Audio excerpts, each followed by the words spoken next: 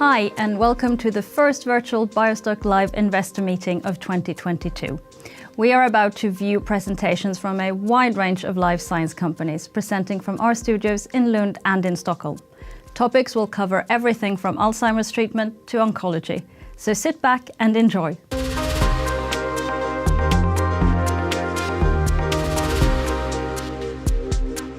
First up in the program is Carbiotix, and here to present the company is CEO Christopher Cook. Welcome, Christopher. Thank you so much.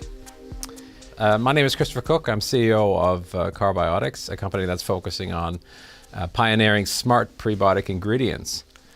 And at the heart of the whole prebiotic discussion is the microbiome. And what is the microbiome? Well, the microbiome is the different bacteria, viruses, and fungi that are living on us and within us as well.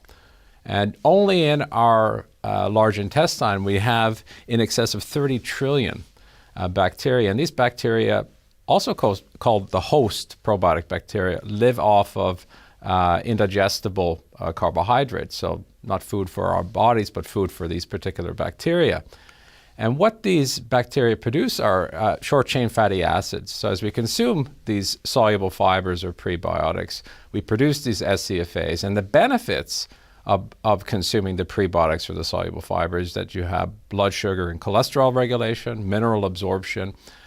There's also been a link between the production of the SCFAs and reducing the risk of developing different chronic and metabolic diseases. And probably most important now, at least, given the fact that we've gone through and are in the middle of a global pandemic, is the fact that 70% of the immune system resides in the gall tissue. So it's extremely important. We also know that as we get older, that the amount as well as the diversity of our host probiotic bacteria decreases, and especially with the onset of different diseases as well. Now, we could address these obviously by taking probiotics, which are in many foods today, both in supplement form and as well as active ingredients in foods. But we also know that, generally speaking, there's a deficiency of prebiotics. And this is being exacerbated by the fact that we're consuming far too much sugar, red meat, emulsifiers, and alcohol. And therefore, many dietitians suggest that we're missing about 3 to 5 grams, but others are suggesting that it could be as much as 10 to 20 grams of soluble fiber or prebiotics. So 90% of the adult population globally missing up to 80% of what they should be consuming in terms of prebiotics. Now, this creates a significant market opportunity. And if you look at the low end of the anticipated growth, it's about 10%. And in the high end, in terms of what experts suggest could happen going forward, it's about 25% per annum growth. And then that's a 3x to 10x growth in the next 10 years. So the industry will go from a 5 billion euro industry to a 15 to 50 or 45 to 50 billion euro industry. And even with macroeconomic headwinds, one can suggest that the food industry and healthcare industries will be somewhat insulated. So potentially this industry may not grow at a 10x, but certainly it'll grow at between a 3 and 10x during the next 10 years. So any company that can capture that growth obviously will be quite successful. And any company that can deliver a product that is efficacious, tolerable, that meaning you can eat large amounts of the product, where you target diverse applications from food all the way to pharma, and where you could demonstrate the efficacy of the product in real time and over time. Does it actually work for an individual? Can you personalize that product? Those companies are going to be the successful companies in this particular space. So how did Carbiotix address this opportunity in the marketplace? Well, quite recently, we introduced the concept of smart prebiotics. And smart prebiotics are essentially satisfying these 3 requirements I just mentioned. So highly effective prebiotics that we create this bifidogenic effect and produce these SCFAs, which have these benefits. But also you can consume large amounts of these prebiotics. So it's not just 3 or 5 grams, but we can get into this 10 to 20 grams per day to satisfy this deficiency. We're also wanting to meet individual needs, i.e. that we want to assess how much does an individual need Can we satisfy this need? Can we validate the effect? And can we increase that effect over time? And then we want to create synergies between different product groups, all the way from food to pharma, as well as medical foods and nutraceuticals in between. And we think that this opportunity for smart prebiotics will roughly represent about 5% of the total market within 10 years. So this is the opportunity for the company going forward. Now, based upon this, the mission of the company is to increase the consumption of what we call smart prebiotics or smart prebiotic ingredients. And how do we do this? We want to manufacture the lowest cost, most effective prebiotics on the market. We want to sell them through as many different forms and channels as possible. So different types of products, as I mentioned before, from food all the way to pharma, co-treatments. And we want to provide this low-cost test to validate the efficacy of the products, to really give an answer for an individual. Are they working for him or her? As many of you well know today, we launched LinkGut, which is our B2B white label API gut health test. And this test today is essentially between 50 and 75% less than other consumer tests on the market. So we're already at a cost advantage compared to others, globally speaking. It's also the most reliable test, not only from the courier services we're using, but also from the ability to provide results in a specific time frame to meet the needs of our business partners, as well as most flexible, that the whole concept can be customized to meet specific needs, both on the analytical protocol side, but also on the branding side as well. So this is a market we think is growing quite substantially, about 20% per year. And we think we have a very unique value proposition in this space, in the B2B to C space. On the modulator side, we obviously have Carbiotix, which is our first flagship product produced from maize or corn fiber. And it's extracted through a chemical as well as an enzymatic process.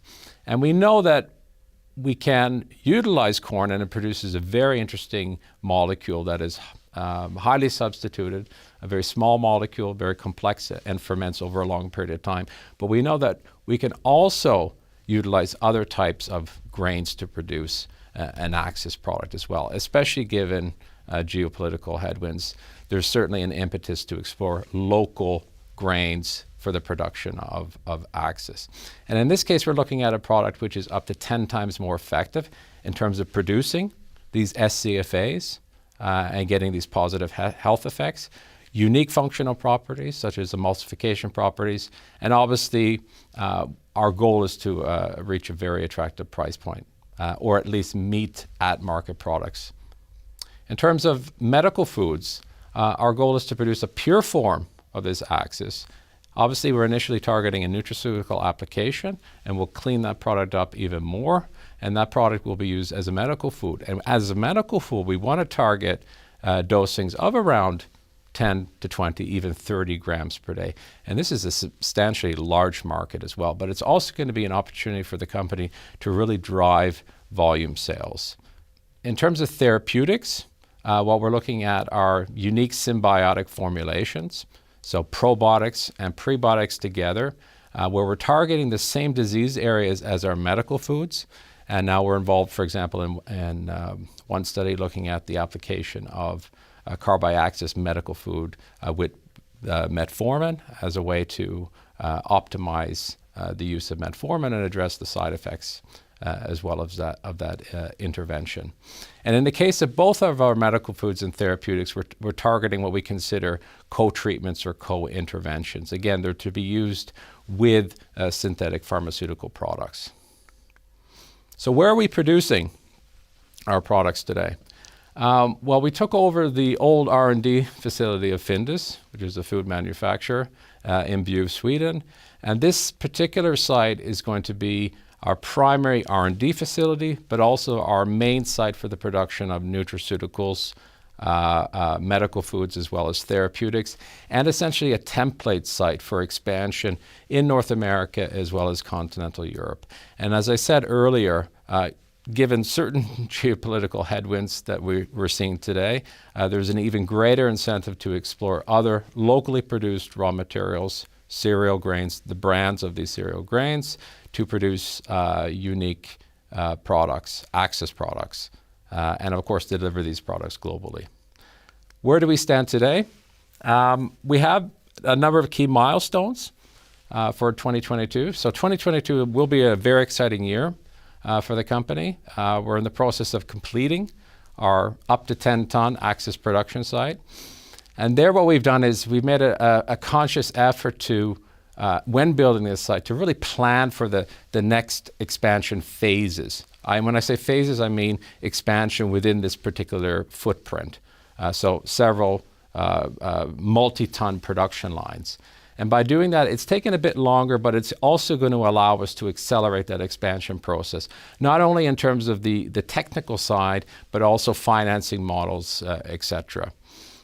Also, GRAS submission and approval is a key milestone for this year.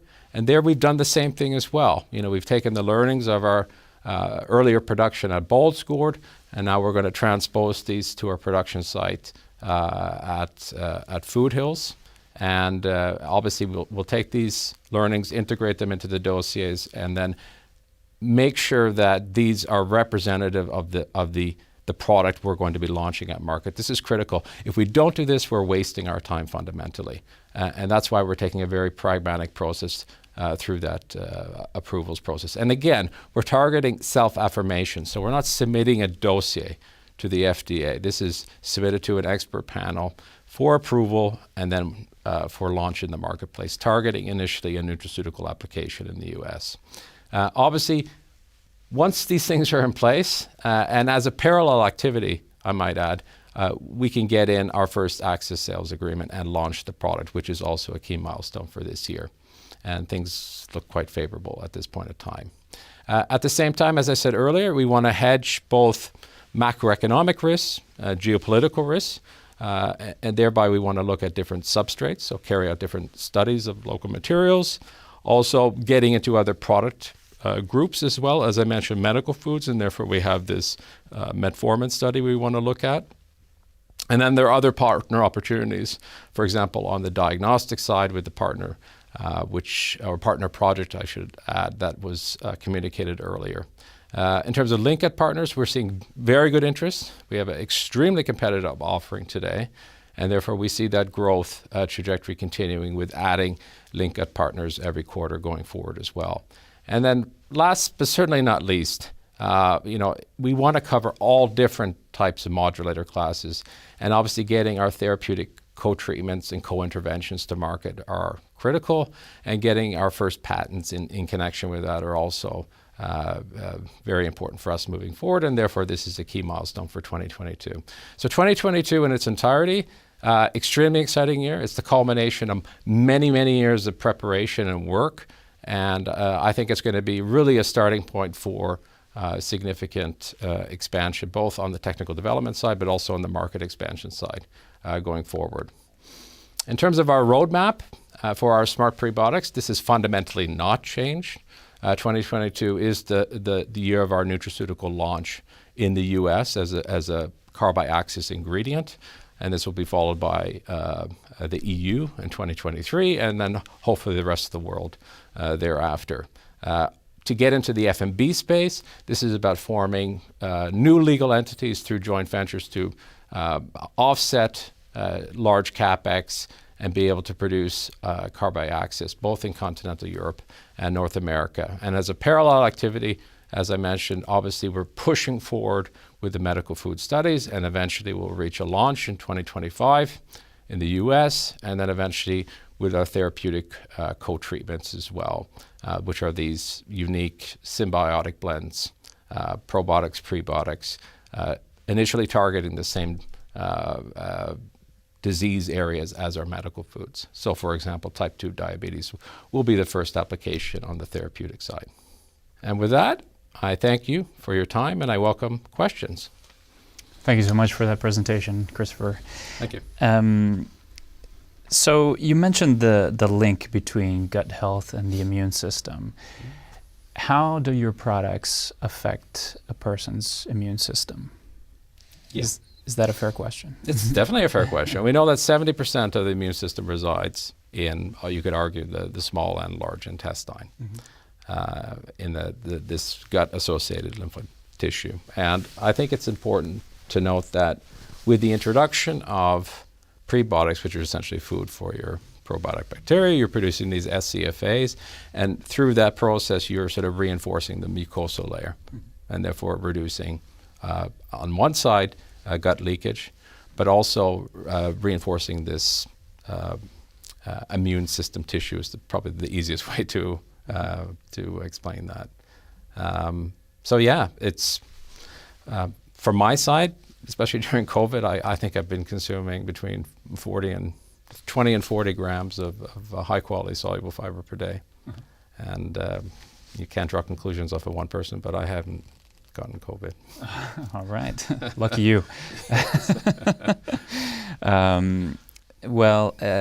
So going into something a little bit more specific, how are you able to provide a low-cost gut health test to consumers without cutting corners on quality? That's a good question. I think it's because of the approach we've taken to the marketplace. We came from the prebiotic side in terms of what we wanted to achieve in terms of the production of these SCFAs.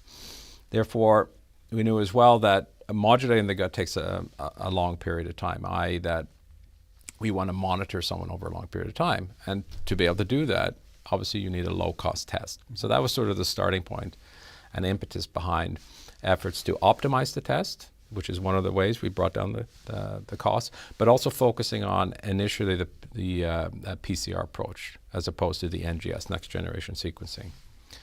So this polymerase chain reaction focus targeting specific biomarkers allows us to really bring down the price. And then the fact that we know that we need multiple tests and we need to optimize it. Over and above that is the fact that this is not our core business. You know, we've created the test as a competitive advantage. So when we sell our ingredients to a food producer or a nutraceutical company, we say, now you can offer to your customers a way to validate the efficacy.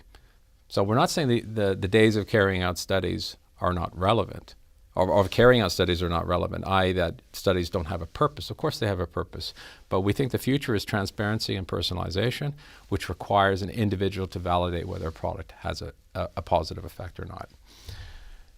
So because it's this core competitive advantage and it's not our core business, we can really hit the low end of what typical companies take as a margin, which is about 25 to 50%. And we know that over time, as our modulators enter the market, so our nutraceutical ingredients, our food and beverage ingredients, medical foods and therapeutic co-interventions and co-treatments, we can really bring down the price because it's not our core business, and the margins of those product classes are much higher as well. So what it means is that eventually we can get down to theoretically a sort of a gross margin zero offering, and then eventually subsidize, which will totally outcompete the market in terms of being able to offer a similar competitive offering, and where we really embed the validation, the companion diagnostic as part of our value proposition. So in any way, we're building a moat around our modulators through offering a low-cost test, and yeah, that's the story. Mm-hmm. Yeah. Well, great. And really quickly, last question. Could you talked about the installation of the first Carbiotix production line. How will this impact the company? Yeah, as I said, the link gut service and the companion diagnostic is part of our competitive advantage, but the core of the company are the modulators. Mm-hmm. So obviously getting our first product to market is fundamental for the success of the entire company going forward. And that becomes a blueprint for expansion at the site as well, as we go from 10 tons eventually all the way up to 1,000 tons potentially in 10 years, as well as a blueprint for expansion off-site, focusing on food and beverage access production, both in continental Europe and North America, and taking all those learnings as well. As well, the site is an R&D facility to explore different substrates, and we know with geopolitical headwinds and the reality we're facing today that we need to find local substrates and supply locally as well. This is just a fact of reality today. So it is the most important thing. It is the company fundamentally, and it leads into all these opportunities going forward as well. Well, thanks so much for answering the questions, and we do wish you all the best with your continued work. Thank you so much.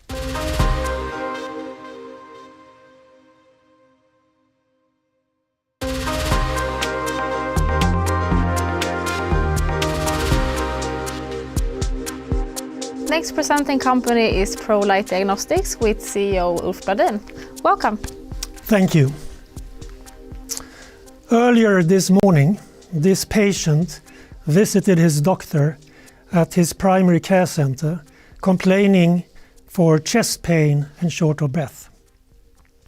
Obviously, the doctor was considering, could this be a myocardial infarction, or is it something else? In order to detect myocardial infarction correctly, there is a need to measure a biomarker named troponin at very low detection levels.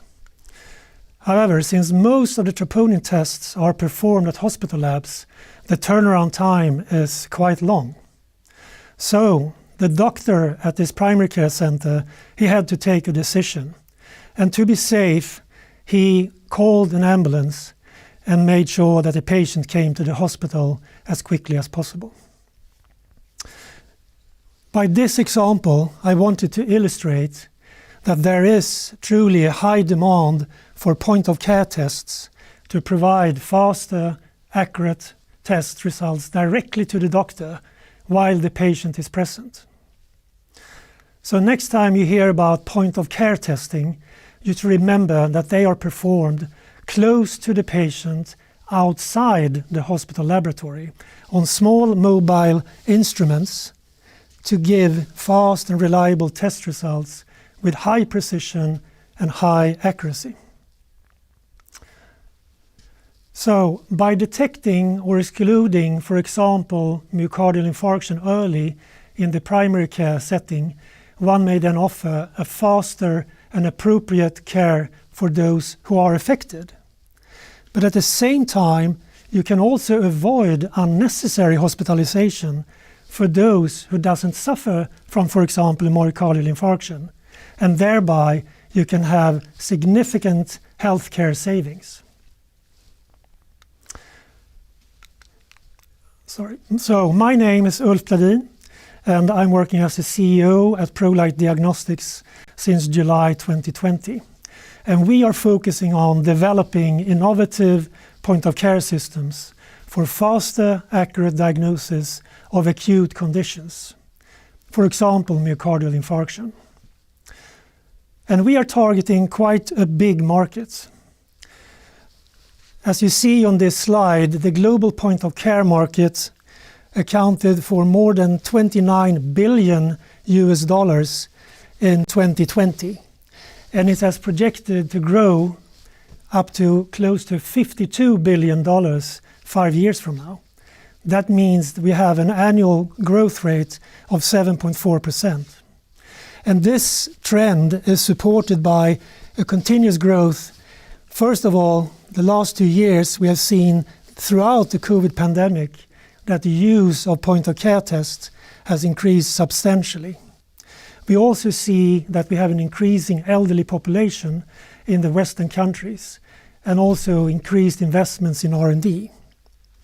But if you go back to these cardiac biomarkers, you see on this slide that last year they accounted for almost $9 billion and they have projected growth of 9% up to almost $15 billion 5 years from now in 2027. But for this biomarker troponin, we also see that there is estimated to be a revenue of $3.6 billion end of this year. But it's not only the cardiac biomarkers, there are also an increasing demand for other new point-of-care tests in several clinical areas. And therefore, the board, they gave me the assignment to look more careful into business development, and more specifically, to monitor the developments of new technologies and evaluate if they could possibly complement the company's existing offer, so that Prolight Diagnostics could become a unique company in point-of-care testing. So, after careful analysis and evaluation of several companies' new technologies, it became evident that the most pioneering with the highest potential was the British company Cyrus Diagnostics. Therefore, after an extensive due diligence, we were so happy that we in January 20th could announce that we have been able to acquire this British Cyrus Diagnostics with newly issued shares at a fixed value of 65 million crowns. We have paid them 30% at closing, which occurred on March 1st, and we will then pay the additional 70% during the coming 2 years under the conditions that the predefined milestones have been achieved. And I just also want you to note that all newly issued shares will have a lock-up period until the end of 2025. Okay, so if we look into Cyrus Diagnostics, what have they done? Well, they have developed a pioneering, groundbreaking single molecule counting point-of-care technology for digital immunoassays. And this patent-pending, also multiplex-capable technology enables measurements of biomarkers at extremely low concentrations, and with a response time with only 10 minutes or even less. And to our knowledge, there are no other point-of-care systems capable of offering this performance with such simplicity and high sensitivity. The system itself consists of a simple, easy-to-use cartridge together with a dedicated analyzer. So there is no need for expensive components or expensive consumables. And this gives us the opportunity of having very low production costs. And the test itself is performed with only a small drop of blood. So this novel multiplex capable technology is also very much aligned with our existing strategy. So, to sum this up, Cyrus' pioneering technology truly enables the measurement of biomarkers at extremely low concentrations. We then have a digital technology, and that's based upon measuring individual molecules. So how does this work? Well, each molecule bleaches a black spot here on a fluorescent layer, which we then may count. This in turn gives us an ultra-sensitive application where we may detect biomarkers at extremely low concentrations, but with the high sensitivity and precision. So this novel technology brings then significant advantages. It's truly unique, it's simple, and it's also cost-effective. So we then may be able to provide a totally new novel point-of-care system at the fraction of the cost of the large-based laboratory platforms. This also innovation provides the opportunity for us to develop completely new ultra-sensitive point-of-care tests in several other clinical areas that was previously only possible to perform at specialized laboratories, such as neurological pathologies. Here we're talking about dementia and traumatic brain injuries, and we're talking about immune system dysfunctions, such as sepsis and autoimmune disease. And last but not least, virus detection, including COVID. And after these 2 years, all of you are probably aware of that currently PCR tests are recommended for definitive detection of COVID. And why is it so? Well, it's due to their extreme sensitivity. But there is a pitfall.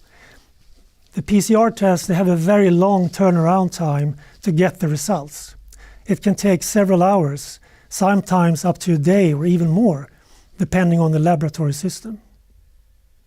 What's then unique with Cyrus platform is that with this technology, it opened up the potential that we could provide the same sensitivity or even surpass the performance of this PCR test for detection of contagious viral particles.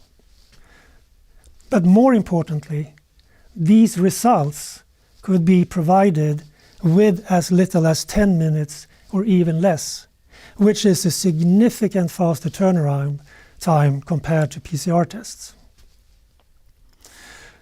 All of this development would not have been possible without having a very competent team behind.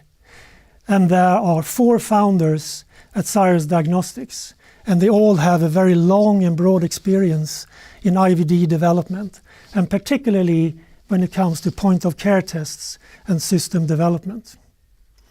They have already developed another point-of-care system all the way from concept through to a CE marking, which they also successfully exited to Novartis for $90 million. And as you may see on this slide, all these 4 founders, they have a very impressive background. And therefore we are so happy that now they will continue with their important work under the umbrella of Prolight. And we have just appointed Steve Ross, one of the 4 founders, to Chief Technology Officer. Eileen McGettrick, she's been appointed to Head of Product Development. Julie Richards has been appointed to Head of Assay Development. And then Paul Manogan is appointed to Head of Engineering. So now you may be wondering, so what do they believe and what do they think about this acquisition? Well, I believe Paul phrased it quite well. He said that they are delighted to be joining Prolight and that they see Prolight as an ideal partner for Cyrus. And that they now believe that the synergy of the combined companies will allow us together to get the product to market more rapidly for the benefit of patients. I couldn't agree more. I just wanted to iterate how important it is also for us that we now have gained the competence and experience from Cyrus coming into Prolight, as we are now focusing on development of the most innovative point-of-care systems together. And I feel that I truly believe that this new joint company is extremely well positioned to become one of the strongest players on the point-of-care market. Now, in order to bring these innovative systems to the market, we need to attract more capital. And therefore, we have now initiated a rights issue of units. And you can read more about the specific details as well as our prospects on our webpage. But let me give you some words of how we intend to use the capital. Well, it all is about developing our 2 innovative point-of-care systems, the digital from Cyrus and the Microflex from Prolight. And what we are starting with right now as I speak is that we are trying to integrate Cyrus into Prolight's product portfolio as quickly as possible, so we can start the development of the prototype and cartridge as well as the prototype of the instrument, so we may perform sensitivity analysis and generate more performance data. Once this is done, we will then move into developing of a commercial system and start of a manufacturing of a cartridge, bringing us into the regulatory where we now are targeting to get the regulatory process started in the US and Europe. For Microflex, we are then continuing our development to a commercial cartridge for distributed testing. And here we want to include more biomarkers, and also we want to evaluate if there is a potential with multiplex. And we truly believe that this special project that we are now performing together with our technological partner TTP will strengthen the ongoing dialogue we have with a number of potential partners regarding Microflex. So to sum this up, I want to say, first of all, that I hope I have been able to convince you today that there is a pronounced need for point-of-care tests, but they must be able to measure biomarkers in very low concentrations with high sensitivity and precision. And that's exactly why the platform from Cyrus Diagnostics is so disruptive, and it differentiates us from competition. Because to our knowledge, there are no other point-of-care system capable of offering this performance with such simplicity, sensitivity, and extremely low detection levels, with only a single drop of blood or a swab test when we use for virus detection. So all in all, Cyrus Diagnostics' pioneering point-of-care technology may be the beginning of a paradigm shift within point-of-care testing. So therefore, I truly believe there is a great potential for value increase for Prolight Diagnostics. So thank you very much for your attention. Thank you for an interesting presentation. Could you tell us a bit more about your long-term goals and how the acquisition of Cyrus Diagnostics can help you achieve these? Yes, the long-term goal for Prolight Diagnostics, that's to bring the most innovative point-of-care systems to the market. So we will help them to perform correct and accurate diagnosis as quickly as possible with the patient present. And how do you view the market potential in distributed testing? Well, as I tried to explain during my presentation, during the COVID pandemic, we have seen an increased awareness about the benefits of point-of-care testing. However, today many of the tests are only performed at hospital labs, but they are still required by the physicians in the primary care. So we want to become a strong player in the distributed testing. So therefore we have instructed our technological partner, TTP, to develop a universal cartridge so we can then get a significant position in this rapidly increasing market.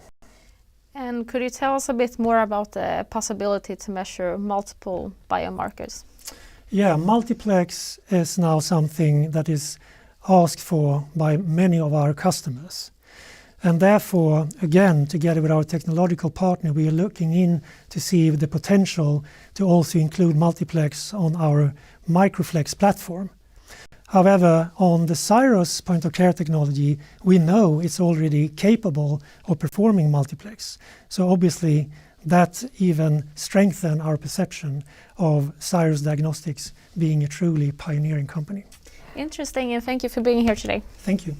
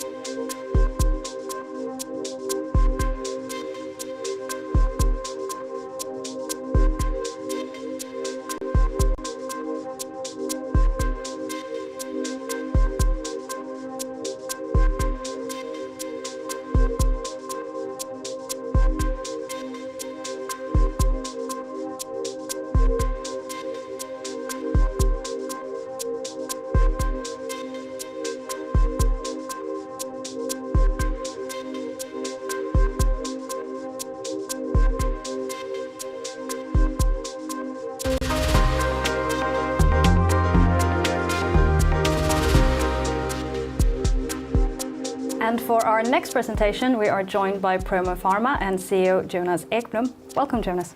Thank you very much. So Promore Pharma is a small biopharmaceutical company. We have the vision to create new treatment modalities for chronic wounds and for scars. We have 2 human peptides under development. It's the peptide ensereptide that is aimed for prevention of skin scarring, and it's ropocamptide, a peptide that we're developing for treatment of venous leg ulcers, which is the most common type of non-healing leg wounds. Our drugs are therapeutic peptides. These are endogenous molecules that have multiple functions. We synthesize or produce our peptides with organic solid phase synthesis. These peptides are aimed for local administration. That means that our treatments are very safe. It's a small amount of pharmaceutical agent that we apply in the tissue where they're supposed to exert their actions. And today, on the traditional pharmaceutical markets, peptides account for approximately 12-13% of all existing prescription pharmaceuticals.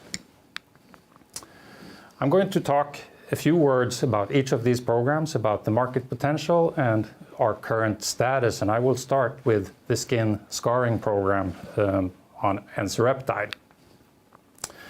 So today, skin scarring accounts for a marketplace that makes up approximately $25 billion in annual sales. So these are products for prevention and treatment of scars. This includes products that are sold over the counter, and it also includes certain technologies such as laser instruments. This marketplace is growing very rapidly. We're talking 9, 10, 11%, and it's forecasted that this market will continue to grow at this high rate for the next 5-6 years. What drives this market is the increased use of surgery in the world.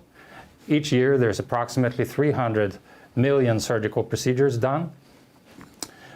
We estimate that at least 10% of these surgical procedures result in scars that are long-term or permanent on areas of the body where you do not want to have a scar, such as the face, neck, chest, and arms. There's also an increased patient awareness and willingness to pay to avoid scars, and the overall market growth has been, over the last few years, driven by new technologies such as laser instrumentation.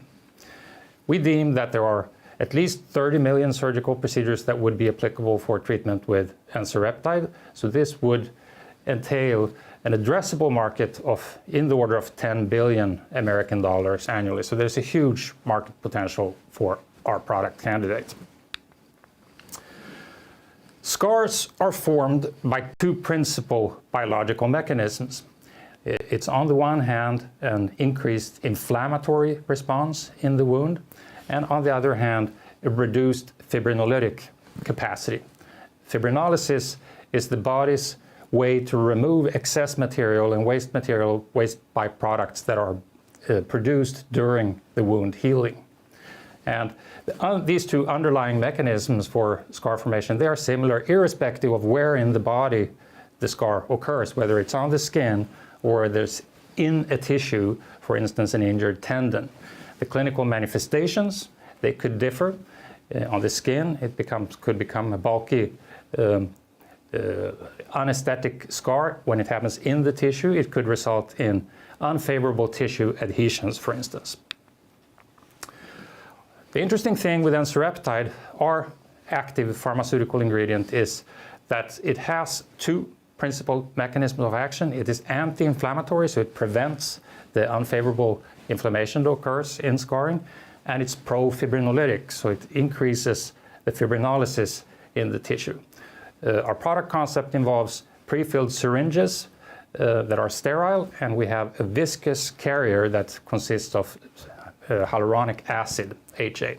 And this is intended as one single dosing event, so at one single time, in conjunction with the surgery, the product is applied. So this further increases the safety of this treatment modality. We are right now conducting a phase 2 clinical study, PHSU05. This is a clinical trial involving approximately 24 patients. And in our case, these are healthy volunteers. These patients, they make a total of 7 clinical visits.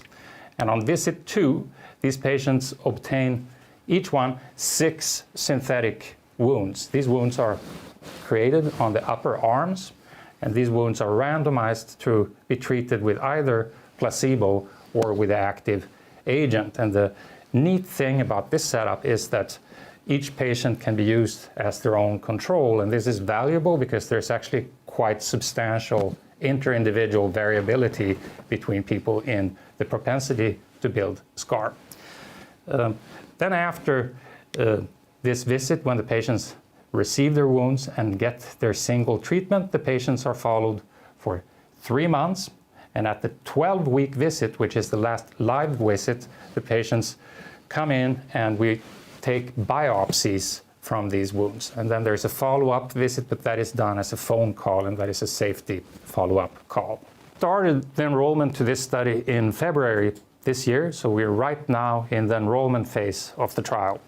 I'll say a few words about the overall time plan.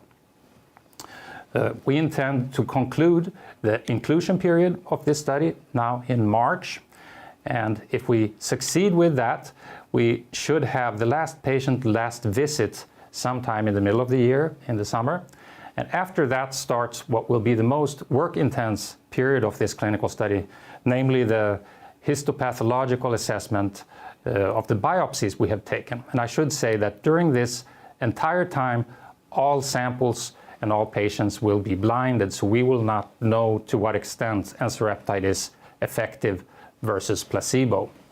We intend to make communications to the market on 3 occasions from here on out. We intend to announce when we have completed the inclusion period, in other words, when the last patient has been enrolled into the study. We intend to communicate when we've had the last patient last visit in the study. And of course, we intend to communicate once we have data from the study, and that will be towards the very end of the year, the beginning of 2023. And again, it's the histopathological assessment that is done during the fall that will be the pacer for this study. So short about ensereptide and the path forward the next 12 months. Of course, the most important operative involvement we have is the conclusion of the PHSU05 clinical trial that will be completed by the very end of this year, beginning of next year. And in parallel, we're also assessing what will be the optimal further development path in this program. And as you can imagine, it will be very important to have these results to understand what the next steps of development may entail. So a few words about the other program, the ropocamptide program that is aimed for treatment of chronic wounds. Every 30 minutes, every half an hour, a person in the world loses a limb due to a landmine, which of course is a huge human tragedy. But to put chronic wounds in perspective, every 30 seconds a person loses a limb due to a chronic wound. And chronic wounds are typically defined as wounds that have not shown signs of healing or regressing within 6 weeks. Many patients have these wounds for years or even decades. For the patient, this involves pain, bad odor, reduced mobility, but it also involves a risk for severe infections that can result in amputations or even death. And the standard care for venous leg ulcers, the type of wounds we are addressing, is compression bandaging, where a patient typically comes to a primary care facility 2 or 3 times per week, or is visited in the home by a nurse that applies these bandages. The chronic wound market is estimated at approximately $20 billion in products for wound treatment and wound care. The largest segment here are the so-called moist dressings. This marketplace is growing with approximately 6% annually and will continue to do so over the next few years. What drives this market is an increase in the age population.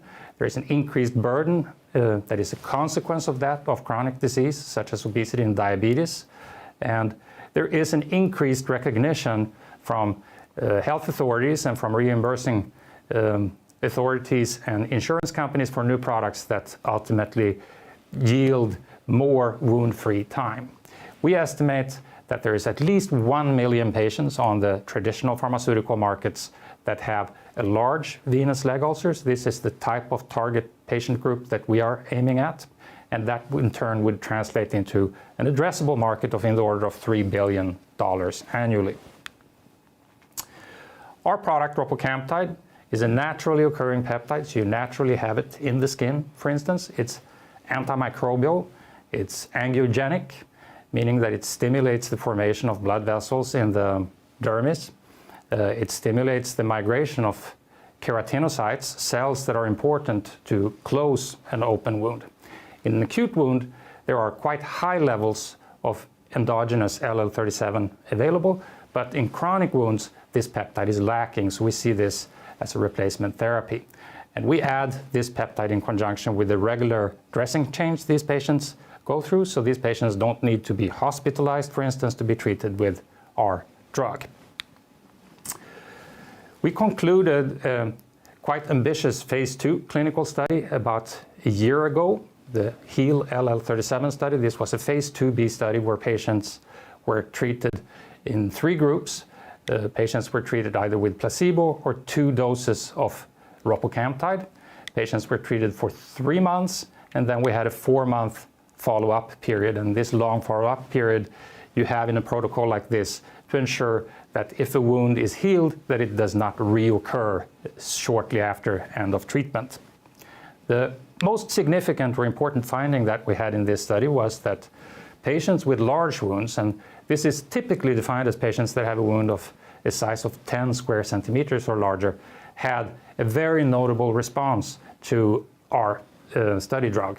So we saw that we had a 3-fold increase in the number of completely healed wounds on the optimal dose of ropocamptide versus placebo. So ROP-LD stands for ropocamptide low dose, and ROP-HD stands for ropocamptide high dose. And we saw generally a very strong, good response with the lowest dose of ropocamptide, and this corresponds actually to a finding that we saw in a prior clinical study. We had, for instance, a very notable effect on the frequency of patients that had a 70% closure of their wounds, and we saw a nearly 5-fold increase in wound healing rate in those patients that received the low dose of ropocamptide. So that would be the dose, that would be the recommended dose for a future phase 3 study. Also, the safety was very good in this study. We had no significant difference between the various treatment arms in this study. We can see here, for instance, that at the end of the study, actually, the placebo group had a slightly higher number of local reactions than the 2 study drug arms. And also here in the graph at the right, we see that the very vast majority of adverse events that were reported were considered to not be related to the study drug. So in summary, we had a very, very strong safety and tolerability. In this program, we are working right now to improve our product formulation. In the clinical trial that we concluded, we had a product that consisted of 2 syringes which needed to be combined, blended before each application. This is feasible or doable in a clinical trial setting, but in the commercial setting, we know that we need to have a product that is simpler for the patient or the physician to use. So right now we're creating a single component product, and we aim to have preliminary data from this development in the second half of this year. In parallel, we're also taking steps for future development, so we're manufacturing some of the key materials for future clinical trials, and we're doing right now an assessment on how a phase 3 clinical study setup could be, including ways for us to finance such a study. So, in short, we are a company that are addressing 2 significant medical needs where there today are no prescription pharmaceuticals. We are addressing large markets that actually have a very high growth rate, 2 to 3 times higher than what you see in the average pharma sector. We are working with a technology that is validated. We have done several clinical studies, and we have several patent families that protect this technology in both of our programs. We have an extremely high safety profile because these are locally administered drugs. And we actually have a very strong opportunity to grow the number of clinical applications for these drugs in the future. So with that, I would like to thank you for your attention, and I hope you will continue to follow Promore Pharma and perhaps include us in your investment portfolio. Thank you very much. And thank you for the presentation. Just have a couple of follow-up questions. You mentioned here that there are no pharmaceutical products in your indications. Why is that? Well, that is a very good question, and I think I don't have a perfect answer to it, but I have some ideas. One is it's actually quite complex area of biology. It's an intersection of endocrinology, dermatology, cell biology. So it's difficult to create solutions. There is no physician's specialty in this area. These are generally dermatologists, but you don't have a medical specialty in wound care.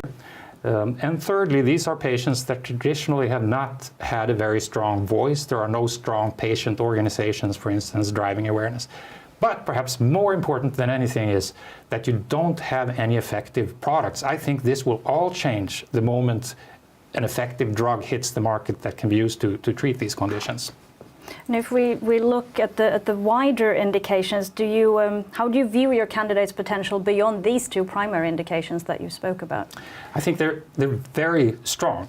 So if we take the skin scarring project, that product could in principle be used to treat any type of scarring. We have, for instance, previously looked at the type of scarring that occurs when you injure, let's say, a tendon in a finger, because there you have scarring that causes restrictions in mobility. We're absolutely sure that it can be used for that. It could be used in spinal surgery or other type of surgical procedures. And with regards to ropocamptide, we're working with venous leg ulcers because that's the largest type of chronic wounds in the Western Hemisphere, but you have other common types of chronic wounds such as diabetic foot ulcers and pressure ulcers. Well, and with that, we say thank you, Jonas, for coming and telling us more about your company. Thank you very much.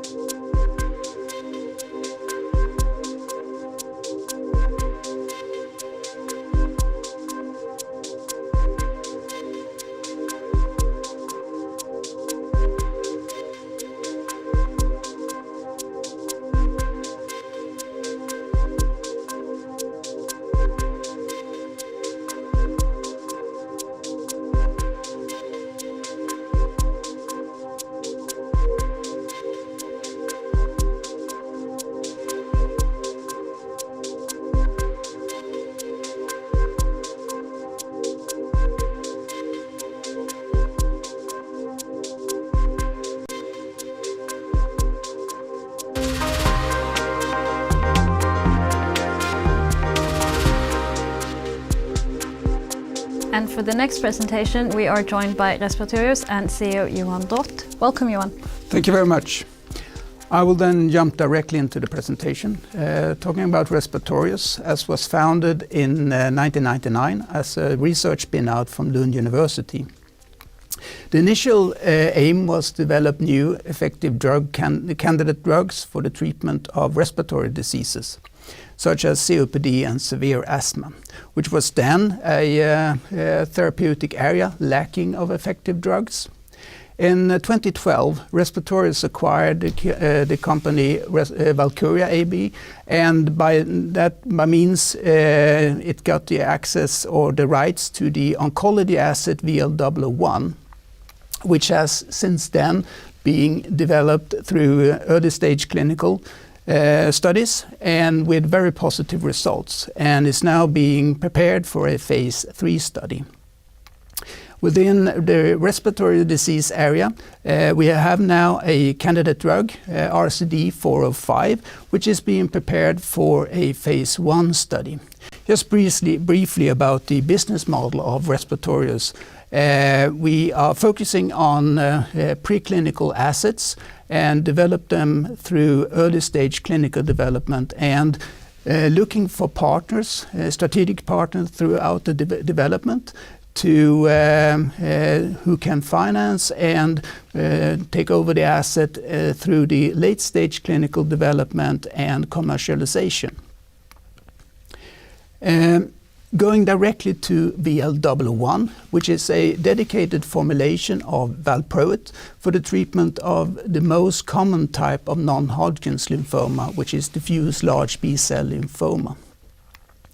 Valproate is a approved and well-tolerated drug and a broad HDAC inhibitor and a sensitizer for cytotoxic chemotherapy through remodeling and decondensation of the chromatin. It also has effect on the gene expression and cell cycle.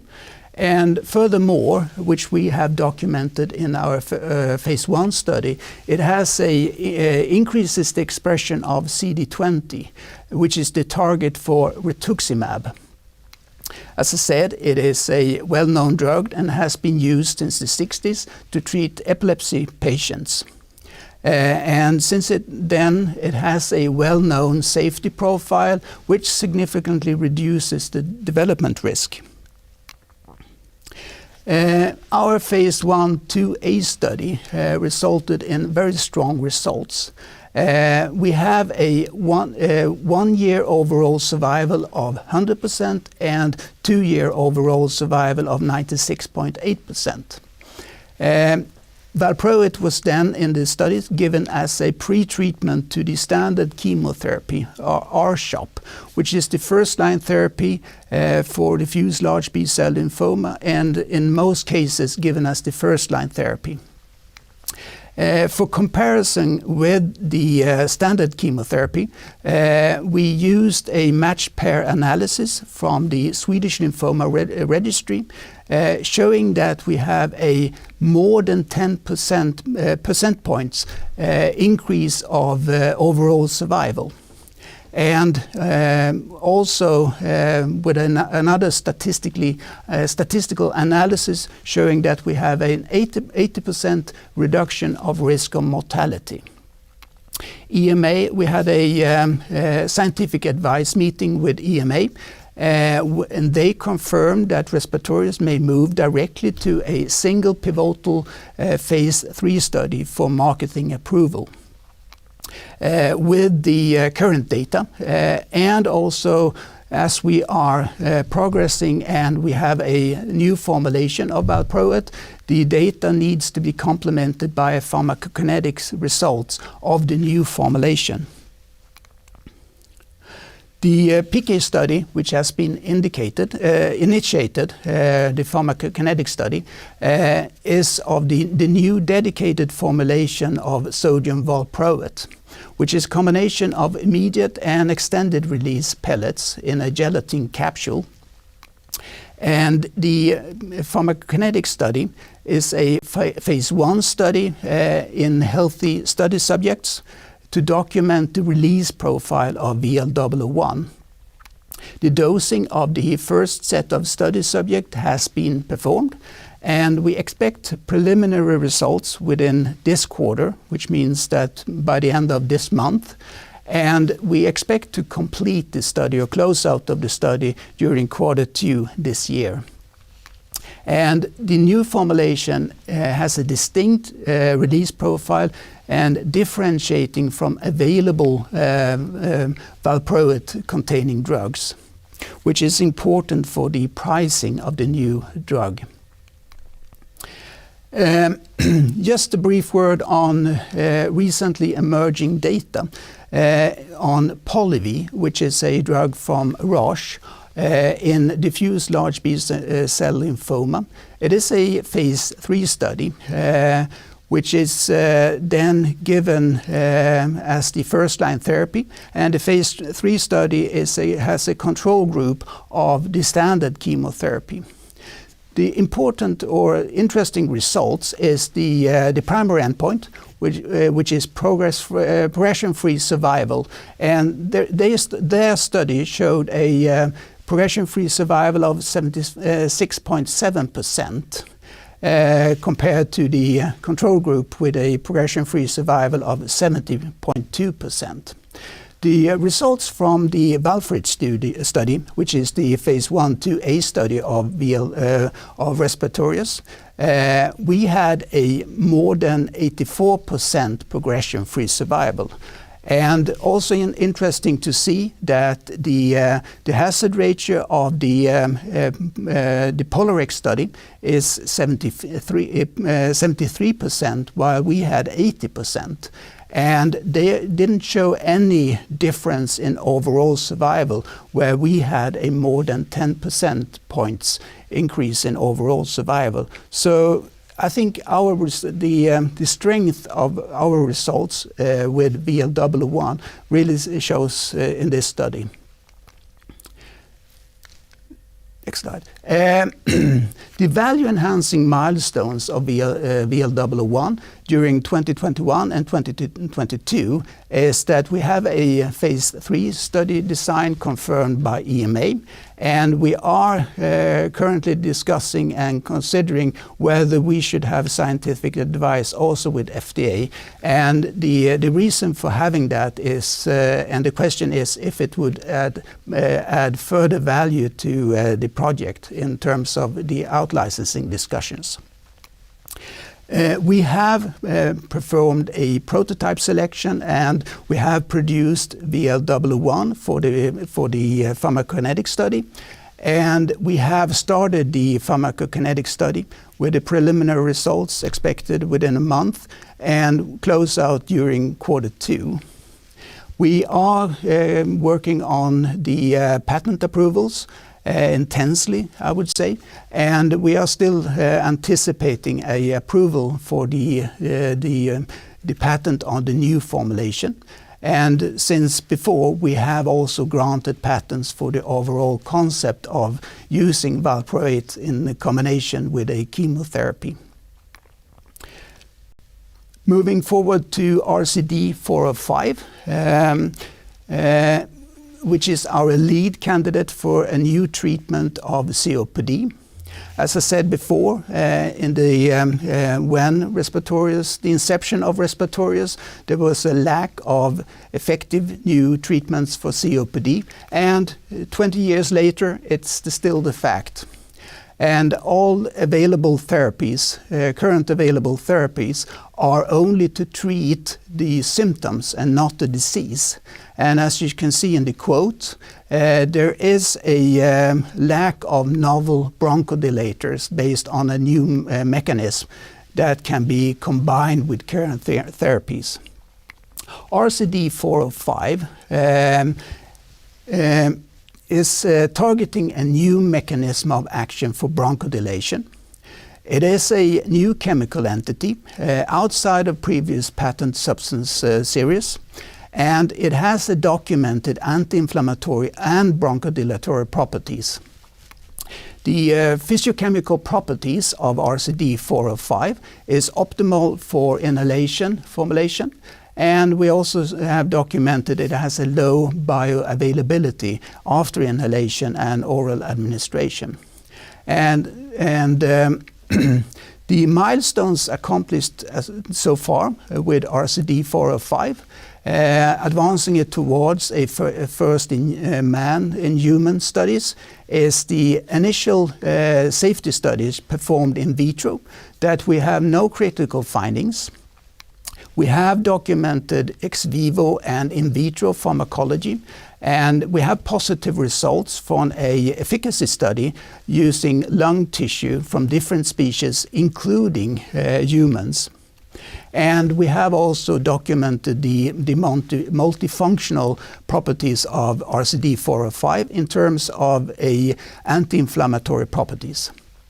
We have a production process established, and we have also the initial fundamental results from the formulation activities demonstrating that RCD405 is a well-behaved substance optimized for optimal for inhaled formulation.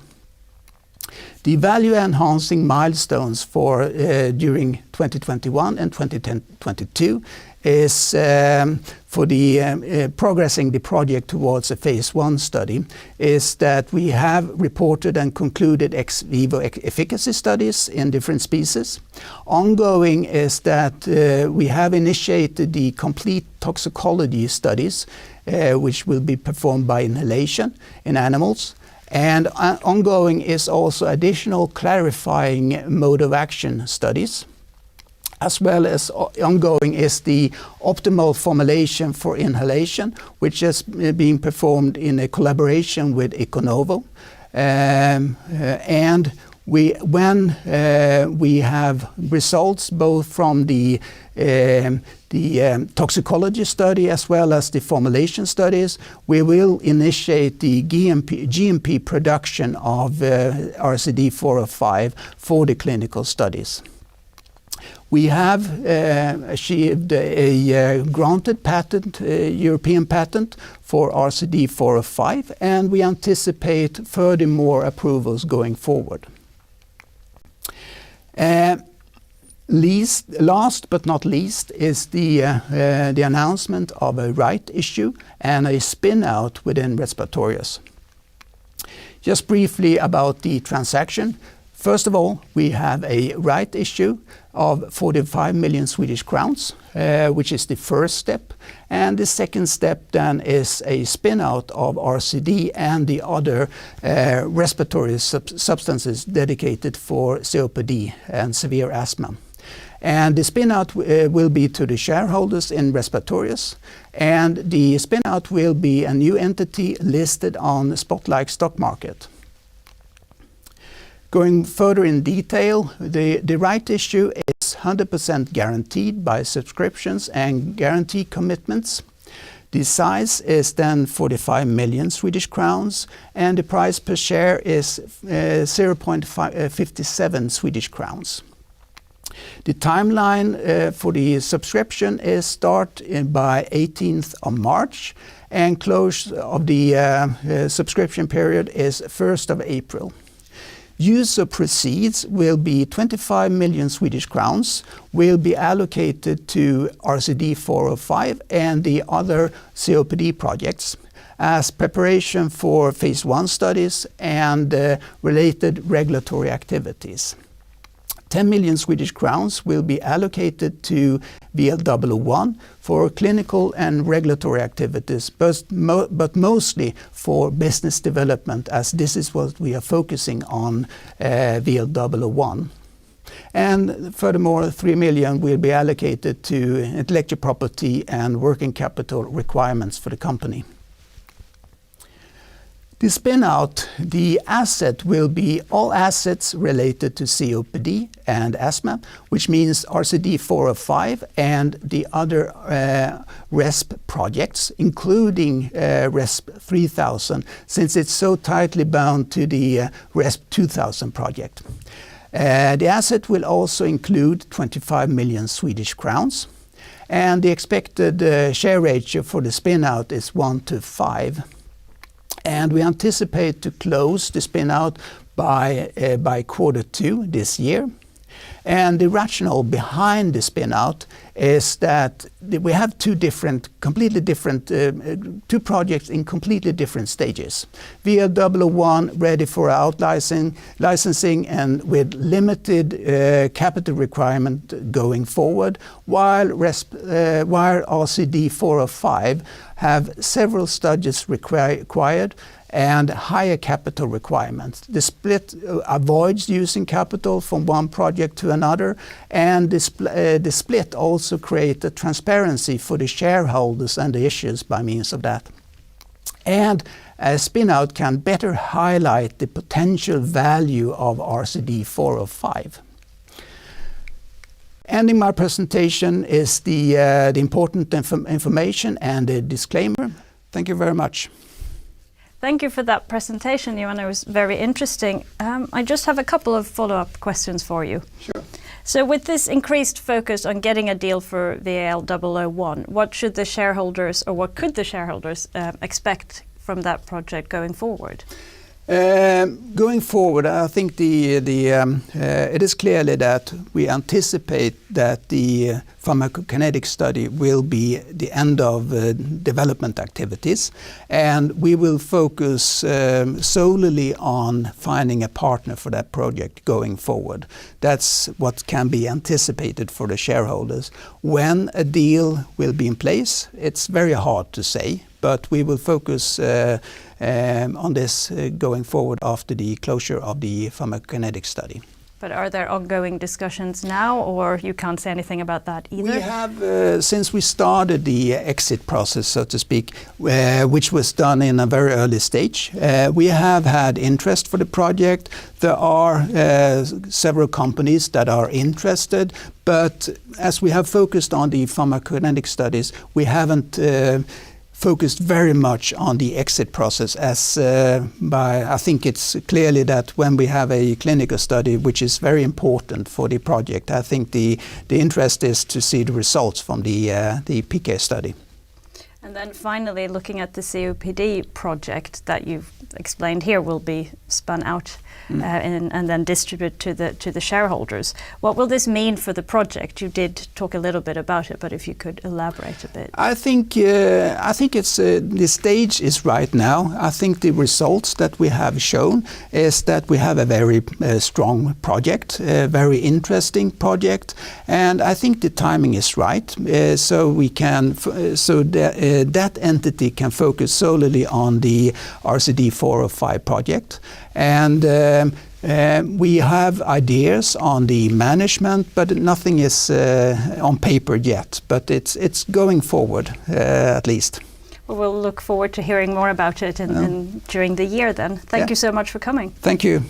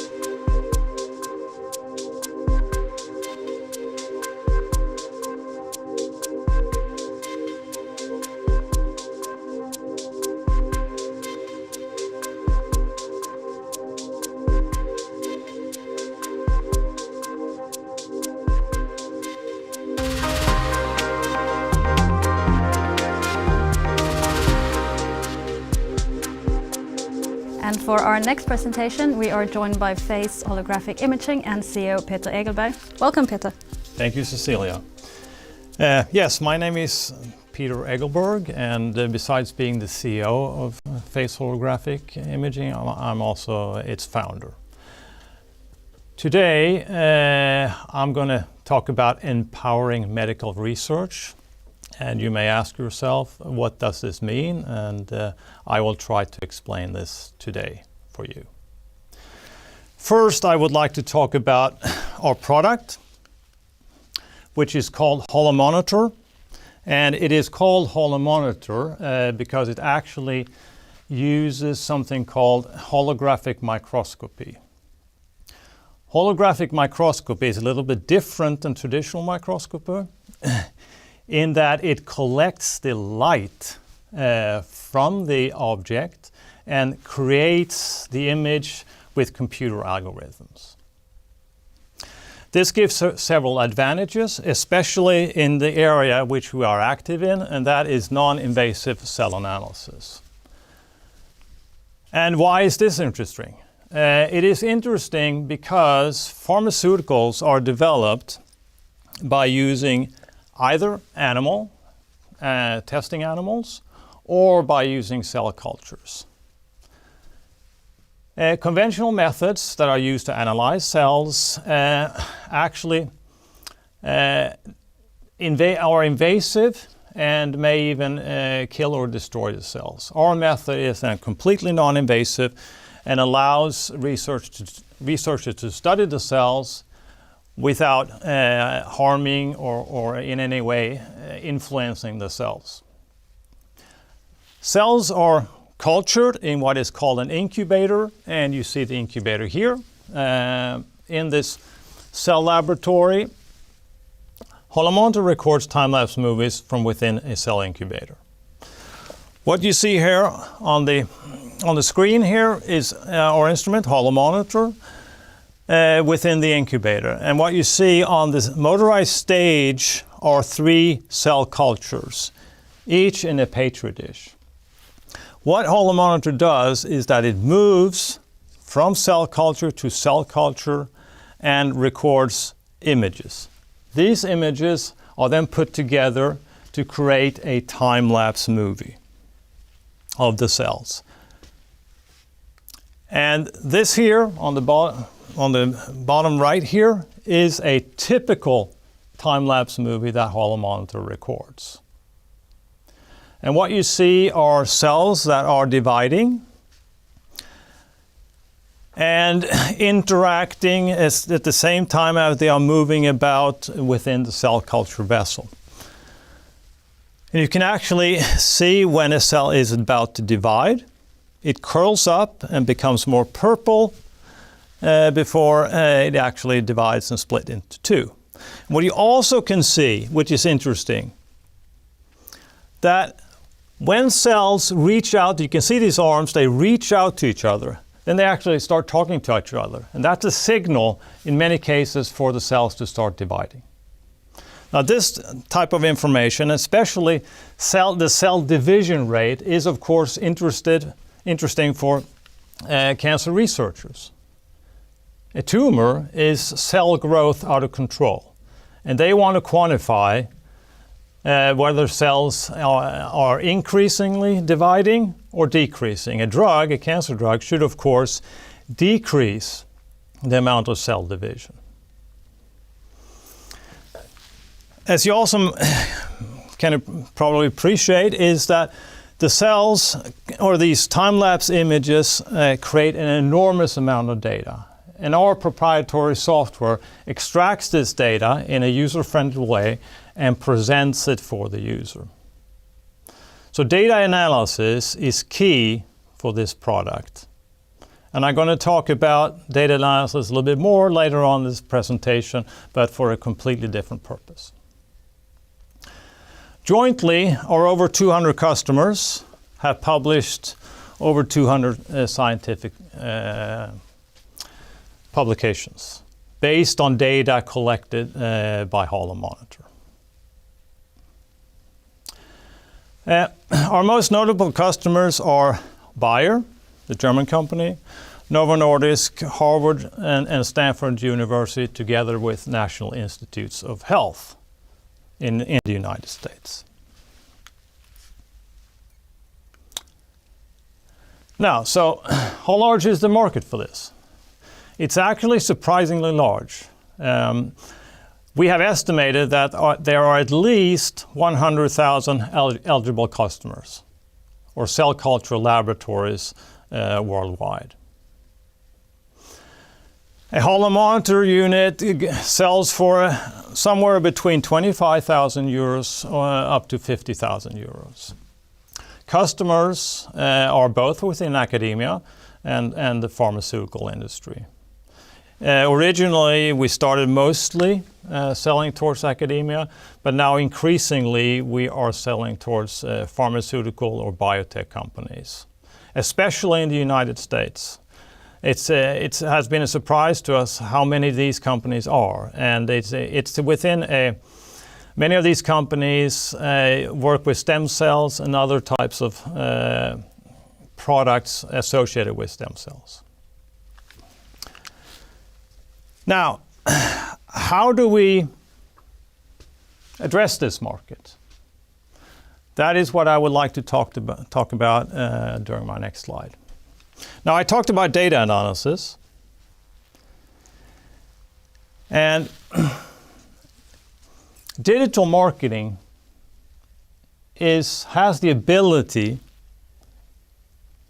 to actually predict future sales with a precision that has not previously been possible with traditional marketing. In our business, traditional marketing means selling your equipment or your instrumentation through distributors. That's how it's been done in the past and all the way up to the pandemic. The traditional way of marketing products within our business is to do this through distributors. And that has been the case all the way up to the pandemic. However, during the pandemic, the business has gone into radical change. And this is because we as individuals have gotten used to video communication in a completely different way than we were before the pandemic.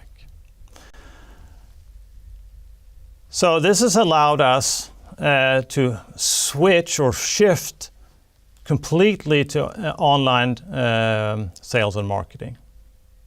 And with online sales and marketing, if you do it right, it is possible to actually predict future sales with a precision that was not really possible previously with traditional marketing involving trade shows and customer visits to a much larger extent that is actually necessary in the post-pandemic world.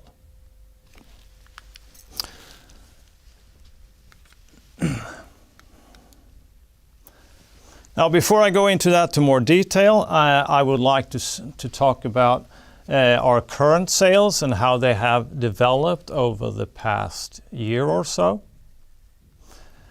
On the graph here, you see a decline in our sales, and this was actually during the height of the pandemic. We were affected by the pandemic as many other businesses. What happened in our case was simply that all cell laboratories closed and the customers stayed home. However, after the pandemic and during the past 4 months, or 4 quarters, we have seen a very nice development in our sales. And this is thanks to our strategic shift to online sales and marketing. And the key to this is data analysis. In the 2 graphs you see here is a correlation between website activity and our actual sales. Now, our vision and goal when it comes to sales and marketing is to establish a correlation between how many users are active on our website and what we achieve in sales. As you can see here, over time, since we began seriously marketing through digital means, we have had a steady increase in the actual number of active visitors on our website. Now you can argue, because this is the cost here, that well, you're spending more. Yes, that is true. But if you look here during the past few months, or I should say 1, 2, 3, 4, 5 months, we're actually paying less we're paying less per active user on our website. The cost is the same, but the number of active users or visitors has gone up. Now, the number of active visitors correlate with the number of customers' inquiries we are receiving.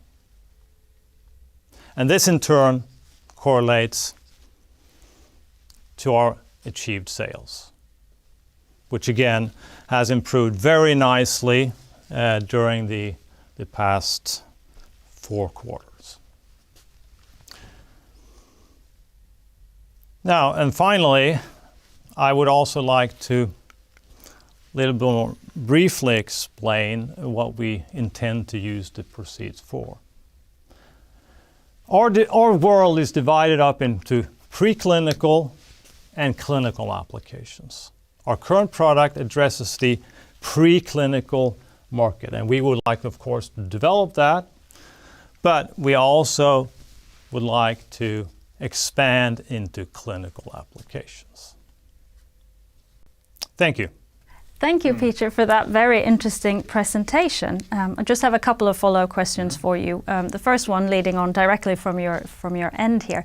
You mentioned that your aim is to diversify into clinical applications. Could you elaborate a bit on that area? Yes, certainly.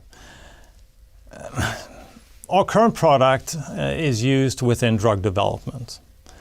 And it's the drug that is the treatment, not the cells. The cells are only used to test the drug.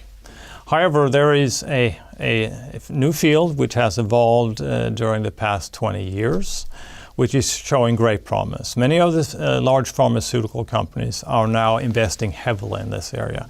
And this area is called regenerative medicine. The basic principle behind regenerative medicine is to extract cells from the patient, culture the cells in a petri dish, like I showed previously in my presentation, and then transform these cells before they are actually transplanted back to the patient. For example, to cure heart disease, Alzheimer's, Parkinson's, whatever. But in all these cases, you need to have you need to transform the cells differently for different purposes. Now, there is an issue in this, that cell culturing is still a craft. It hasn't really changed. So as you see on the image here, cells are cultured manually. It's not an industrial process. And for these type of therapies to be cost effective, they're already used, but they're terribly expensive. So that everybody of us can enjoy these therapies in the future, costs must come down, and the whole process of creating these therapies must be industrialized. And there is where we see our role. Our equipment is perfectly suited to assess the quality of the cells in the process, in the industrial process. Because it's label-free, or it doesn't require any reagents. And it's absolute no-no to add reagents to the cells, because the cells are going to be transplanted back to the patient. So it needs to be without any additives whatsoever when you are transforming and processing these cells. So there is where we see our ability and our capacity or possibility to expand into clinical applications. And then my final question would be to ask you what you say are your strongest cards in increasing the market shares.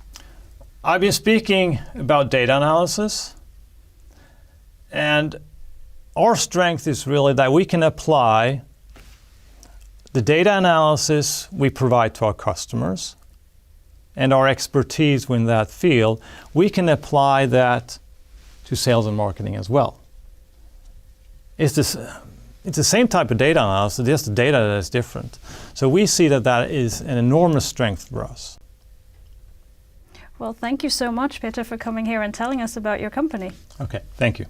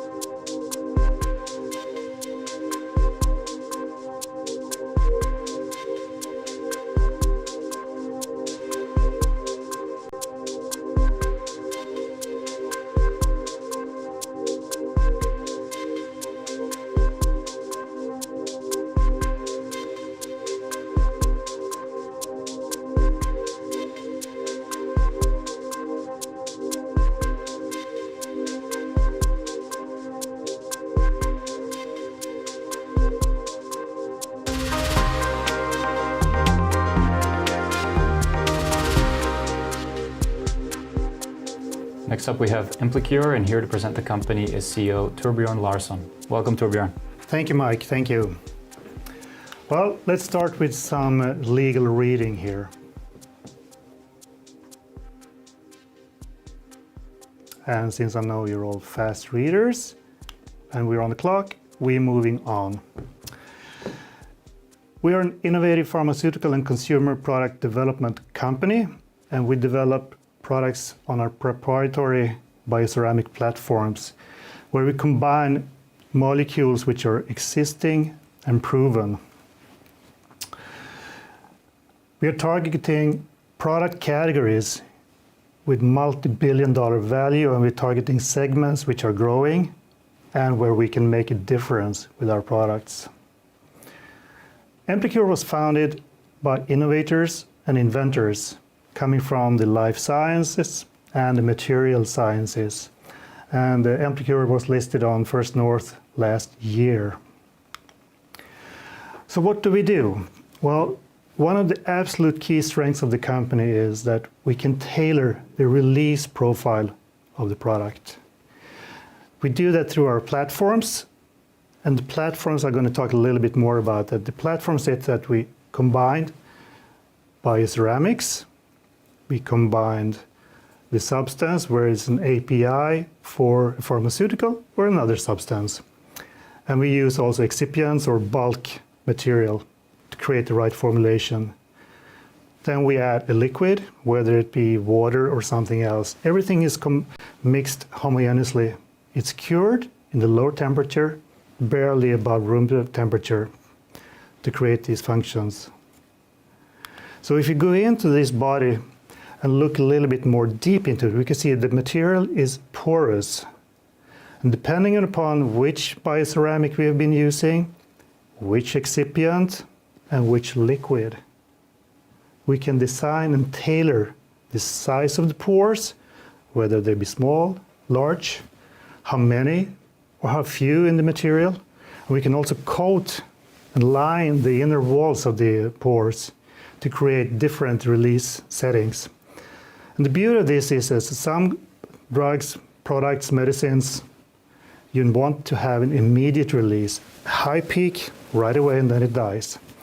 We can create long extended releases, a couple hours, up to weeks. We can do this even by having the pH as a trigger. Let's say you have something that you swallow, the substance is supposed to go active in a certain place in your stomach. By the pH, we can do that. The materials we use are biocompatible and they are safe.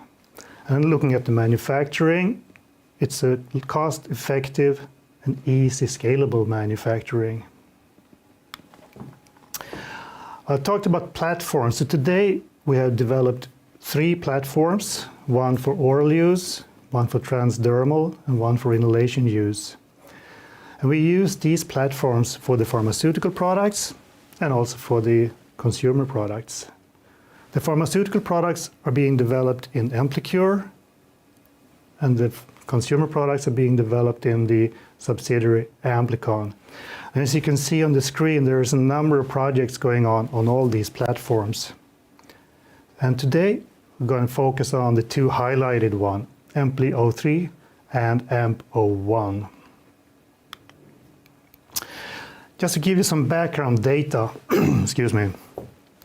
During the 1990s in the US, doctors, pharmaceutical companies pushed the opioids and started prescribing more and more opioids, and with data that they were non-addictive or very low addictivity for the user.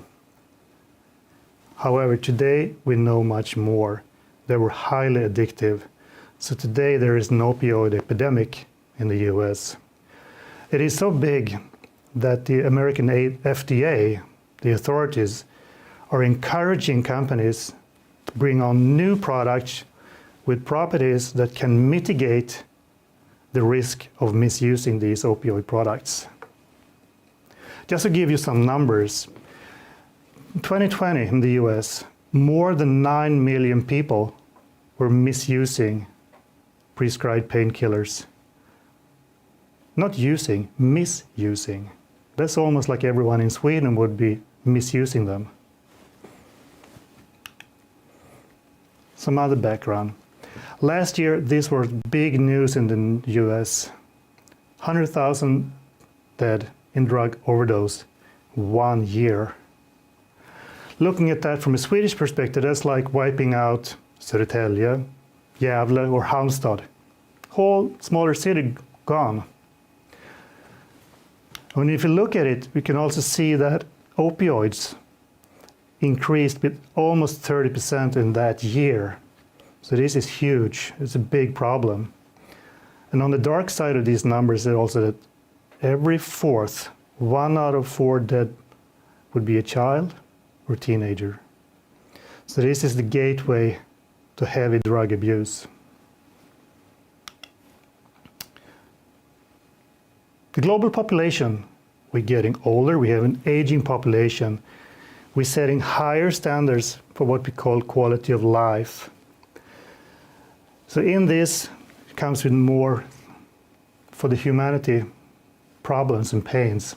So one part of the big pain segment is what's called chronic pain. It's a huge part. Looking at that, you see 20% of the US population is affected by chronic pain. So what is chronic pain? Well, chronic pain is defined as a pain that lasts 3 months or longer. And if you calculate those 20% of the US population, that equals to around 67 million people having chronic pain over some time. But it's not only a US problem. I mean, as I said, the global population is aging, so this comes all over. So looking at just a few years from now, the estimation is that the market for opioids used for only chronic pain, that segment is about to be above $5 billion US, but only less than 1.5 have these ADF properties that can mitigate the misuse or the abuse of the product. Let me introduce you to Empli-03. Emplicure is targeting chronic pain, and we do that with unique properties. Here's a picture of the Empli-03, the candidate we're developing. You might say, well, looks like an oral tablet, around 8 mils size. What's so unique with that? It's a white one. I will present that. It's actually in the inside. The release profile, one of our absolute strengths, is one of the key features for this product. You see a curve here. It's going up pretty steep the first half hour. So it has an immediate release to take the edge off the pain for the patient. After that, you have an extremely nice extended curve with a lower dose, very even distributed over time for a couple hours. I even put a flat line on it. So you can see it is super well designed. That's the first thing, how the substance comes out. The second key feature of this product is actually these. You remember I was talking about the FDA, the ADF properties, anti-deterrent formulations. What can we do to mitigate that these types of products are misused? The normal types these products would be misused would be you crush the pill, you snort it. If it's a patch, you roll it and you smoke it. Or you try to dissolve the pill in different kinds of liquids or dissolvents. You don't. Put a cross over that. So we have a product which is much more safe. I would make an analogy. Let's say the tablet would be a car. Today there are no cars sold without seat belts, airbags. Cars still go into accidents, but for the driver of the car, the patients, or the passengers, I would say, it creates a security and safety, better chance of making it. We do the same on the opioids. We put a seat belt or an airbag into the opioid to make them as safe as possible. Everything can be misused, but we make them so difficult to use, it should not be worth the effort of trying to do it. Emplicon, consumer products. Let's move over. We're on the clock here. I'm going to talk about AMP-01, which is exactly what you see on the picture. And if you don't really see what it is, so AMP-01 is a tobacco-free, dry, oral nicotine pouch. Here we're using the same bioceramic platforms, the oral one, where we can control the release profile. To control, to tailor, to design the product according to how the user want to have it. So you can have a release profile of nicotine in this case, where it can be tailored according to the different differences that are required. And this is a huge market, and it's growing. And it's growing because more and more people are going away from tobacco. Going away from tobacco, but also trying to stay away from what's heated or inhaled. So the market segment for this is big.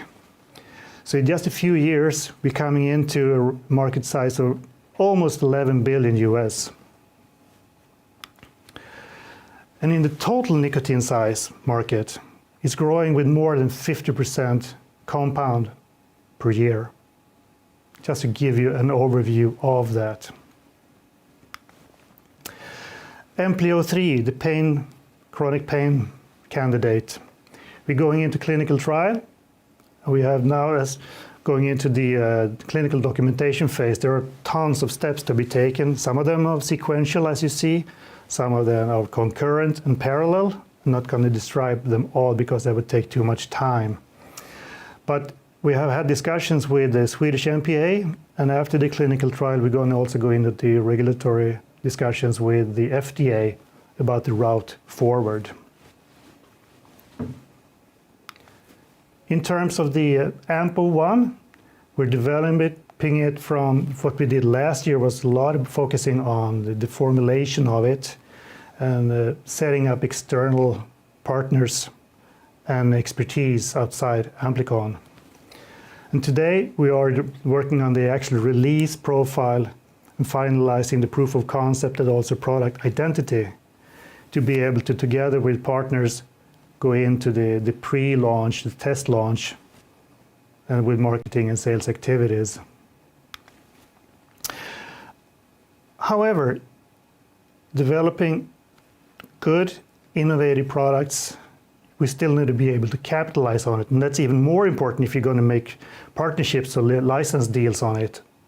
The ones on the other side of the deal, the table, want to know what they're getting for their money and want to feel secure in the deal. And I can say Emplicure Group, we have a solid IP for what we do. Today we have 53 patents, over 7 patent families. And this is also important because we have a pipeline that's growing, and that also needs to be covered by the IP we're using. So here you see the two pictures of the current projects we discussed. Very quick update. Who owns the company? Well, as I said, we're on the stock exchange, and these are the 10 largest owners. And the top 3 from the top are also the 3 founders of the company who still own more than 40% of the shares. We have an extensive experience in the board, and actually the 2 ones on the left, Thomas and Håkan, are 2 of the founders, and they're still active in the company. Last year we put together a new management team, so we are ready to move forward with the company. So my last slide would be, I would give you a couple of reasons why I think this is a good investment. We are well positioned for licensing deals and in growing markets in multi-billion-dollar segments. We have a project portfolio which is backed by solid IP and in key markets. The platforms we use have evident advantages for what they're supposed to do. And finally, I would say that the business model we also use, taking projects to income and doing that so with less risk, less cost, makes us a unique and attractive partner. Thank you. Thank you so much for your presentation, Torbjörn. Thank you, Michael. That's very interesting. Well, I wanted to ask you, what is the competitive landscape for Emplicure regarding your products? Well, as you saw on the slides, there are huge markets.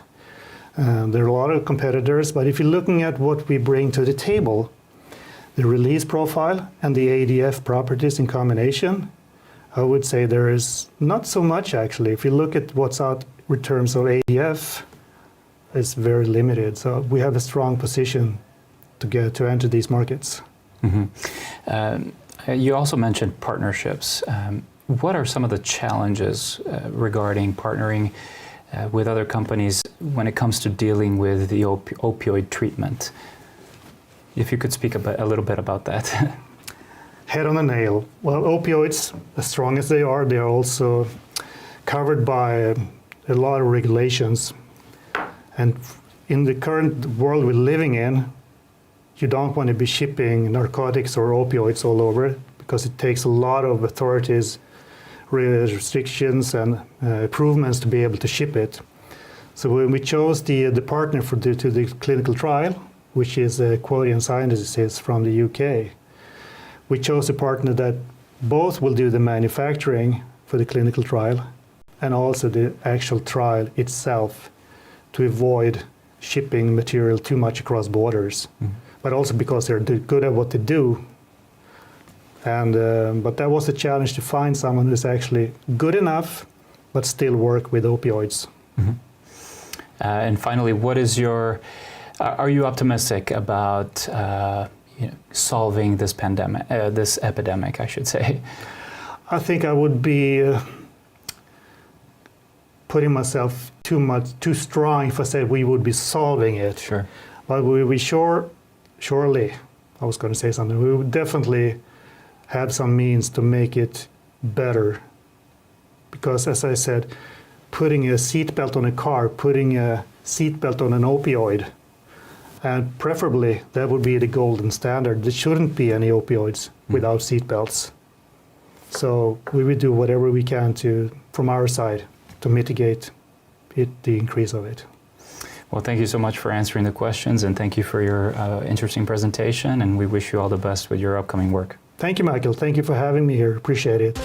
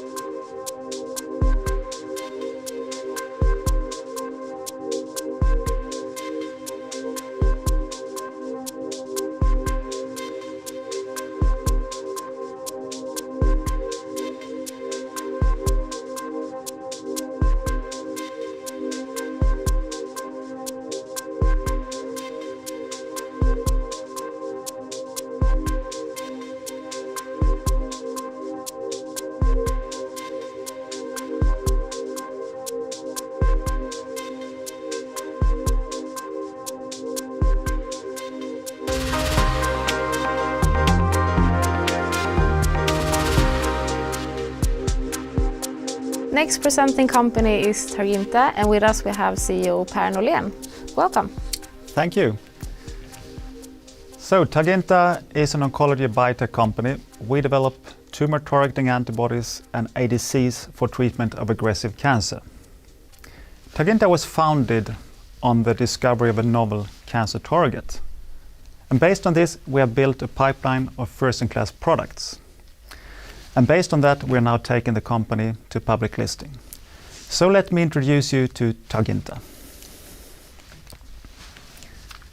Targinta is today a subsidiary of the stem cell company Xintela.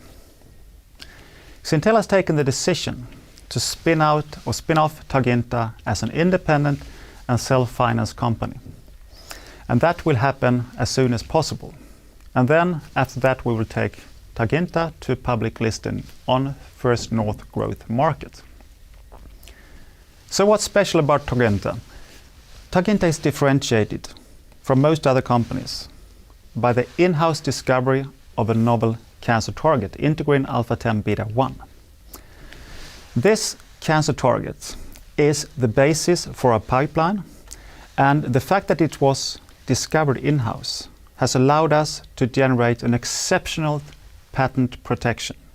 We have protection for the products, of course, but also for the target, and we can prevent any other competitors to develop anti-integrin alpha-10 antibodies for treatment of cancer for the next 20 years or so. So we have two products. We have, including these, an ADC. An ADC is a conjugated antibody, and as you know, this is a very hot area that has grown tremendously over the last few years. That has mainly to do with major technology advancements, and as a result, a number of major approvals for potential blockbuster ADCs over the last few years. The business model for Targinta, it's to out-license products early. Now we all know that's challenging. In order to be successful, you need either a unique target or a unique technology. Also, you need to be well positioned in a very hot market. Now Targinta check all those parameters. We have a novel target and we are really well positioned in the ADC area, which is becoming extremely hot. Also, in addition, we have a lot of experience from preclinical successful partnerships. In the board, we have Martin Deschateau, who founded and then struck a deal with BMS, a $500 million deal with his company Cormorant in 2016. Also myself, I have experience, and I was instrumental for the deal between Alligator and Johnson & Johnson. In 2015, it was a $700 million deal. And that again was on a preclinical antibody asset. Well positioned, but actually not having a unique target. So, Targinta, we have the target. And if we look at integrin alpha-10 beta-1, this is a member of the integrin receptor family. So what are integrins? These are receptors that allow cells in tissues to adhere to the surroundings, to attach to the surroundings. And this is really important for the well-being of cells in tissues. And that's reflected by a number of approvals of drugs targeting integrins. That's already on the market. Integrin alpha-10 beta-1 is specifically expressed on cancer cells, and it has a very important function, promoting cancer cell proliferation, migration, and survival. And of course, if you block these signals, there will be effects preventing tumors from growing and from spreading and from metastasizing. But what's also really important on the target is the extremely selective expression. There's high expression on certain aggressive cancers like triple-negative breast cancer and glioblastoma, whereas there's extremely low expression in normal tissue. You have one example here on the right-hand side. What you can see in green, this is surface expression of integrin alpha-10 beta-1 on glioblastoma cells. And you can see the strong expression compared to other cells. It's expressed on glioblastoma, but also on triple-negative breast cancer, and those are our initial lead indications. Triple-negative breast cancer. This is aggressive breast cancer that lacks receptors for most of the common treatments today. So there are basically no targets present on the cells that can be addressed by current treatments. They are negative for HER2, for estrogen, and for progesterone. And therefore, there's also really poor prognosis. 5-year survival in the range of 12%. It's also quite a large market. Around 300,000 patients every year get triple-negative breast cancer. And of course, as a result, it's a large market in terms of money. $2.1 billion are the sales in 2025 projection. You can see an image on the lower part, and that's a typical lobular and ductal expression of the cancer in triple-negative breast cancer, and in this case it's stained by integrin alpha-10 beta-1. On the right hand side we have glioblastoma. It's even more aggressive. It's the most aggressive form and most common form of brain cancer, and the 5-year survival is extremely poor, around 3%. It is a smaller population, around 30,000 patients a year, but given the mortality, it's still a major market.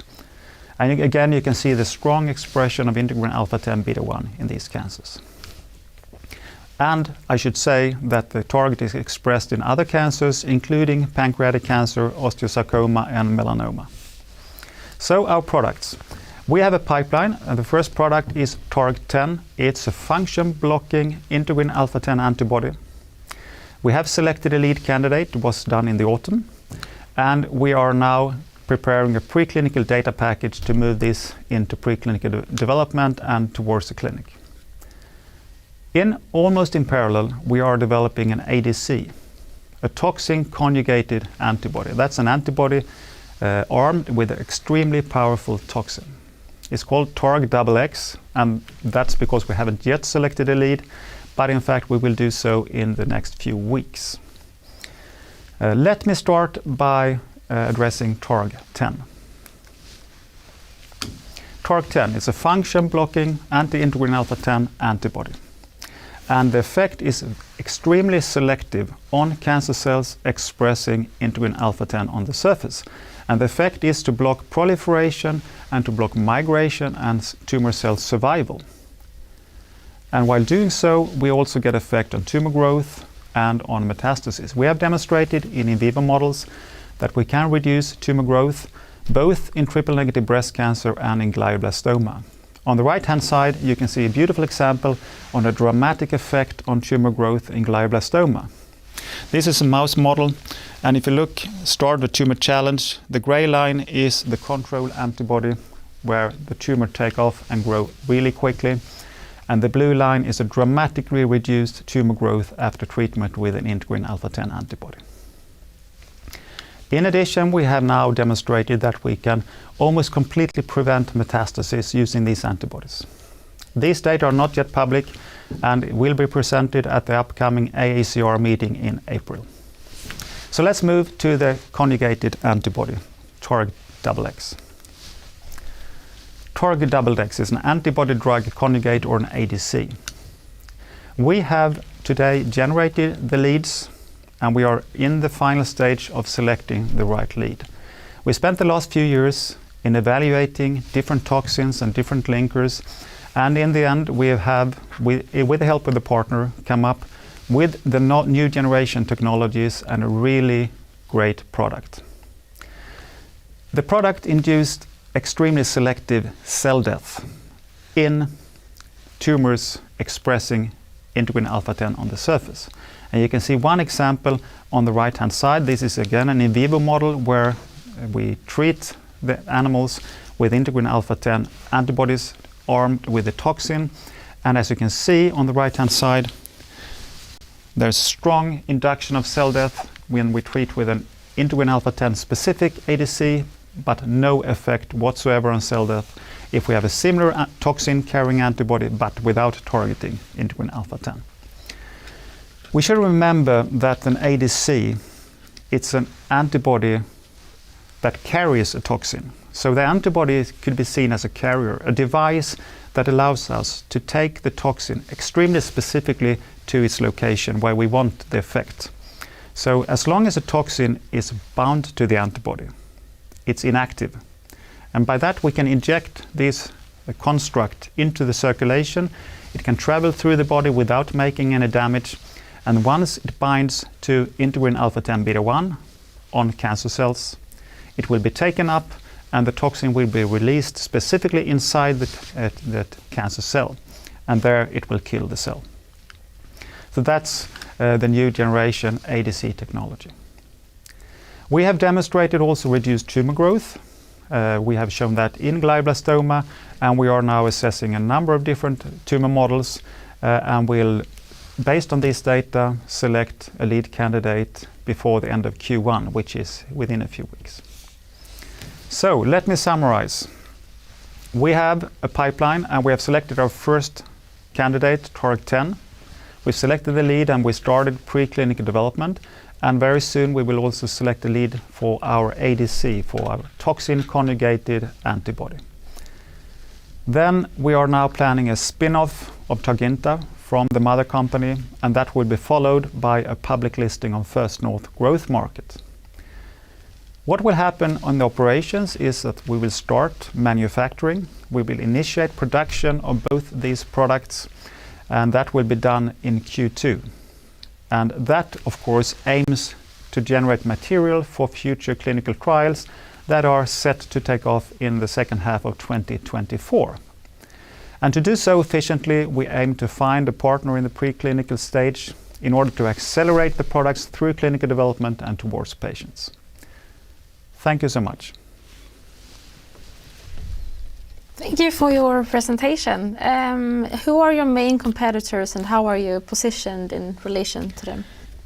Yeah, so ADC area is a very hot area, and essentially most major pharmas are developing ADCs and are of course competitors, but we prefer to see them as potential partners. They are looking for what we have, unique cancer targets that they can get rights and prevent competition on. If we look at the more nearby in the Nordic countries, Targinta is actually one of the leading ADC companies. We have a competitor in Copenhagen, ADC Endo, and they develop a similar product towards a similar cancer target, and we are almost in parallel in development stage. So that would be the most close competitor. And are you financed for the upcoming activities in 2022? Targinta is a subsidiary to Xintela. So we are financed by Xintela. And of course, the spin-off is planned, and once Targinta is spun off, we will take it to public listing on First North. And given the requirements, we need 12 months of funding. We need to have a plan to have that in place before we start the listing. So all that will have to be communicated by Xintela, and they are at the steering wheel in this. And as you're becoming an independent company, what does that mean for your organization and operations? In a way, not much, because we're already acting as an independent company. We have our own facilities, our own operations, and there is complete separation of all activities. That said, we do collaborate, and we will continue to collaborate. For example, the CEO of Xintela, Evi Lundgren-Åkerlund, is CSO at Targinta, and we can use her scientific expertise at Targinta. And myself, I support Xintela with my medical expertise as a CMO or Chief Medical Officer at Xintela, and that will continue. Interesting, and thank you for being here. Thank you so much.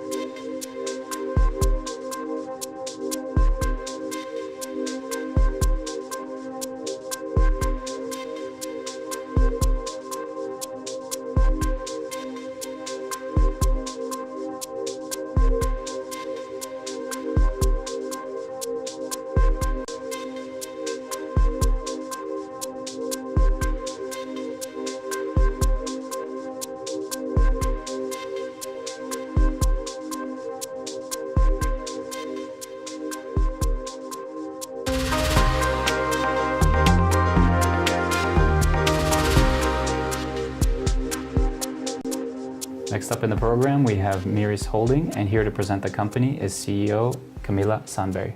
Welcome, Camilla. Thank you so much. Thank you for having me. It's great to be here and to be able to take you through a little bit of the insights of Miris and what we're doing. So Miris is a company which was established in 2001, and we became public in 2006.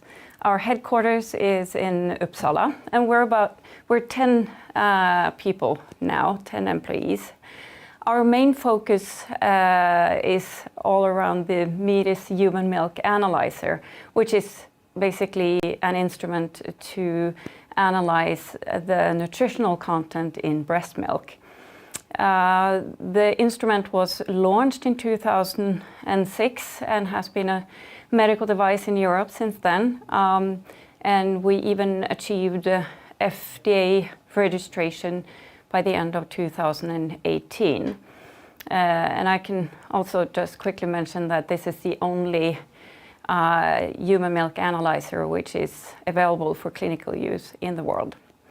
We have about 400 instruments installed globally. We work on a global basis with all countries. Our key markets are neonatal intensive care units, milk banks, and also research centers. So, why do you need to analyze breast milk? There is a known fact that breast milk is the best nutrition for both full-term babies and also preterm babies. The challenge is that the concentration of nutrients in breast milk will vary quite a bit between mothers, but also for one mother. If the baby is full term, this will kind of mimic the baby's needs, but when you're born prematurely, you have such a high need for nutrition that the breast milk will usually not have enough nutrition in it. That challenge will do is that you will have mostly undernutrition for the baby or even overnutrition, which again can have quite severe clinical effects for the baby. Now, many neonatal intensive care units will give standard fortification, so they know that the breast milk maybe has not enough nutrition, so they add extra nutrition to the milk, but they don't really know exactly how much nutrition is in the milk from the beginning. So again, you either have too little or too much. And so Miris' solution to this issue is basically that before you fortify the milk, you analyze it, which means that you will get exactly the concentration of protein, fat, and carbohydrates in the milk. And you can then easily calculate exactly how much you need to add to the milk for the baby to grow at the right pace. Not too slow and not too fast. And this will eliminate a lot of the possible challenges you can get. Now, this is done in Sweden as a standard of care in Swedish neonatal intensive care units, but not in the rest of the world. And so this is kind of Miris' mission to ensure that all NICUs all around the world are using this method of a target fortification to provide for their premature born babies. Here you can see our product portfolio. So it's all revolving around the instrument itself in the front here. Then we have 2 instruments for sample prep. It's a heater that heats up all the liquids that needs to go into the instrument. And then we have an ultrasonic processor, which is homogenizing the milk before you inject it into the instrument. We have 3 consumables. It's a calibration control, which basically is a QC test to see that the calibration of the instrument is good. So this is something you do every day you start the instrument. And we have a check solution and also a cleaning solution for the instrument.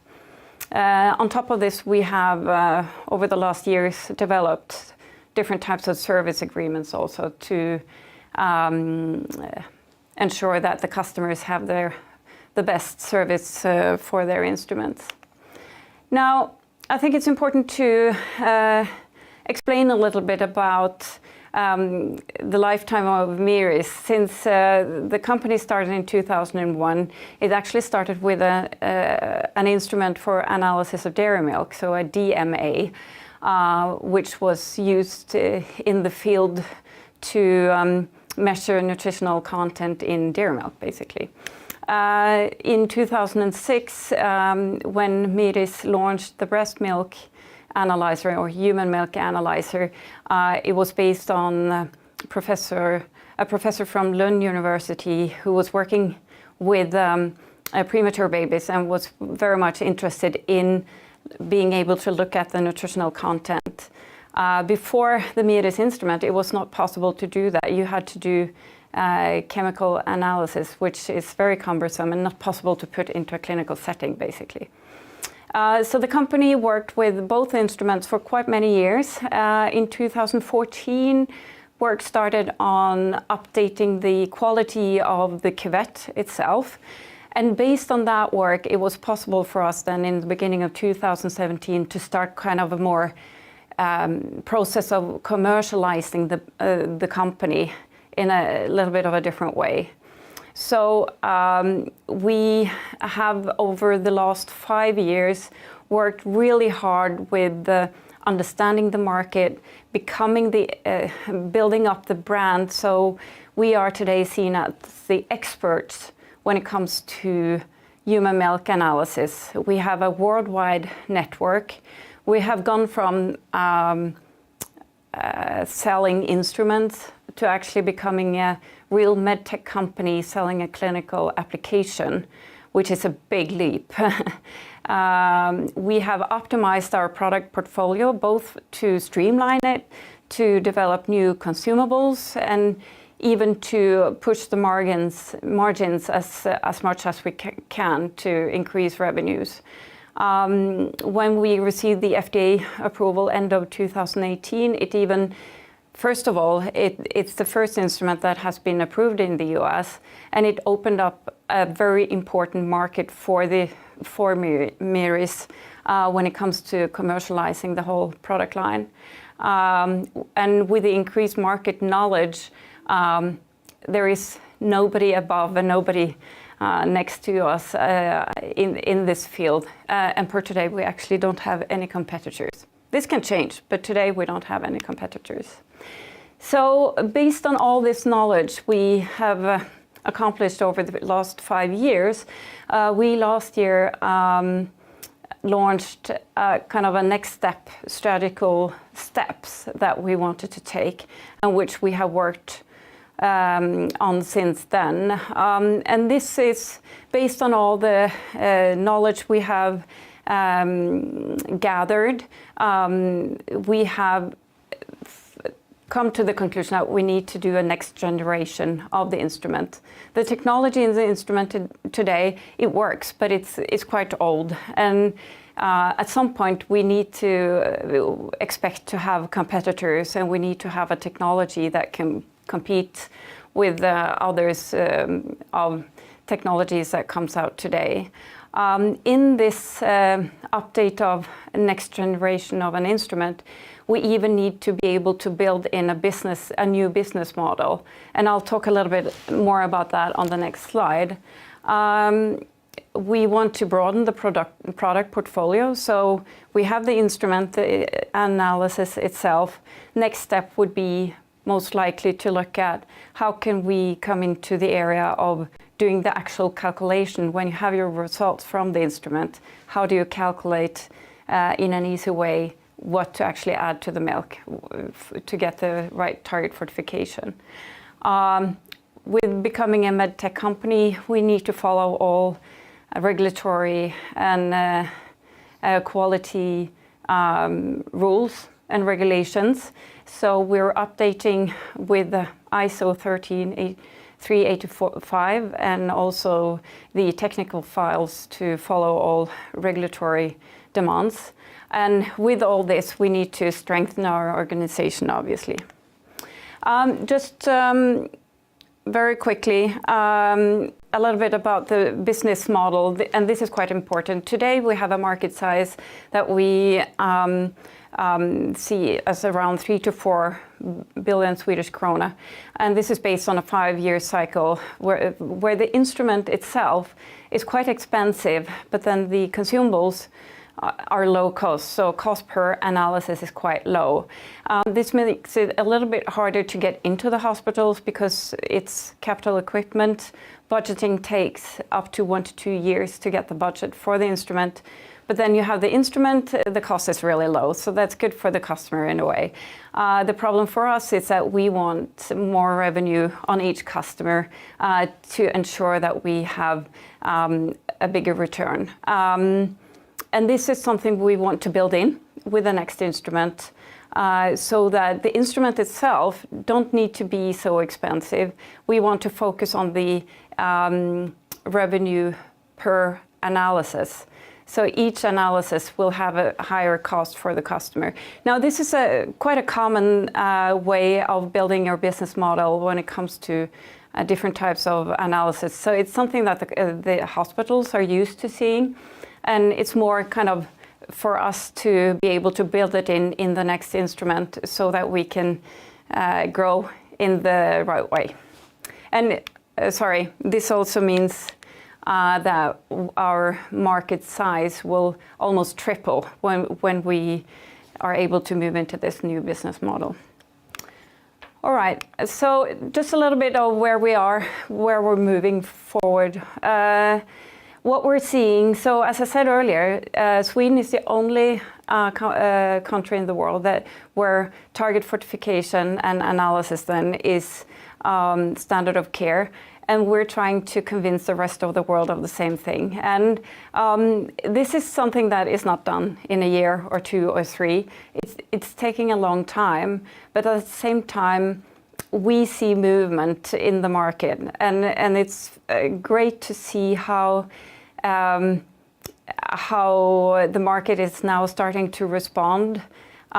Just as an example, now that we're back in the US on conferences, we can see the difference in how potential customers are approaching us, that everybody knows about the importance of nutrition now. So it's no more a need to convince people that nutrition is important for premature babies.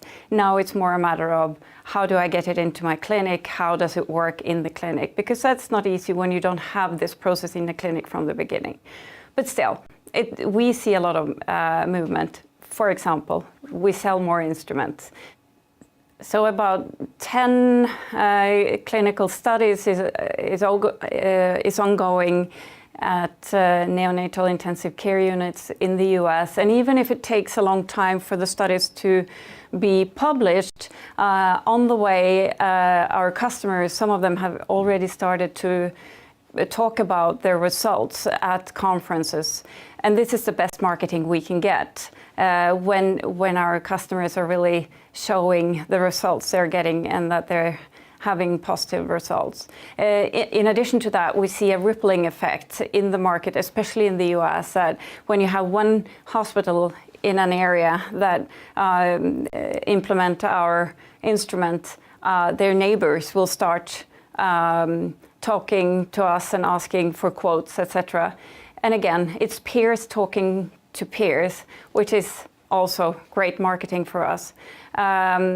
So that means that our customers becomes our references, and it's not only potential customers that we reach out to that will ask for quotes. It's even potential customers that we have never talked to, which is a big difference from earlier. So as you can see here, we now we cover 25% of the milk banks in the US. I'm talking a lot about US here because this is the biggest market potential we have for the moment.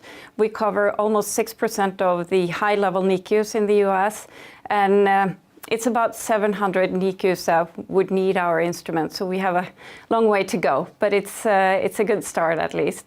Also wanted to mention that we had an order for 8 instruments to Poland in Q4 last year.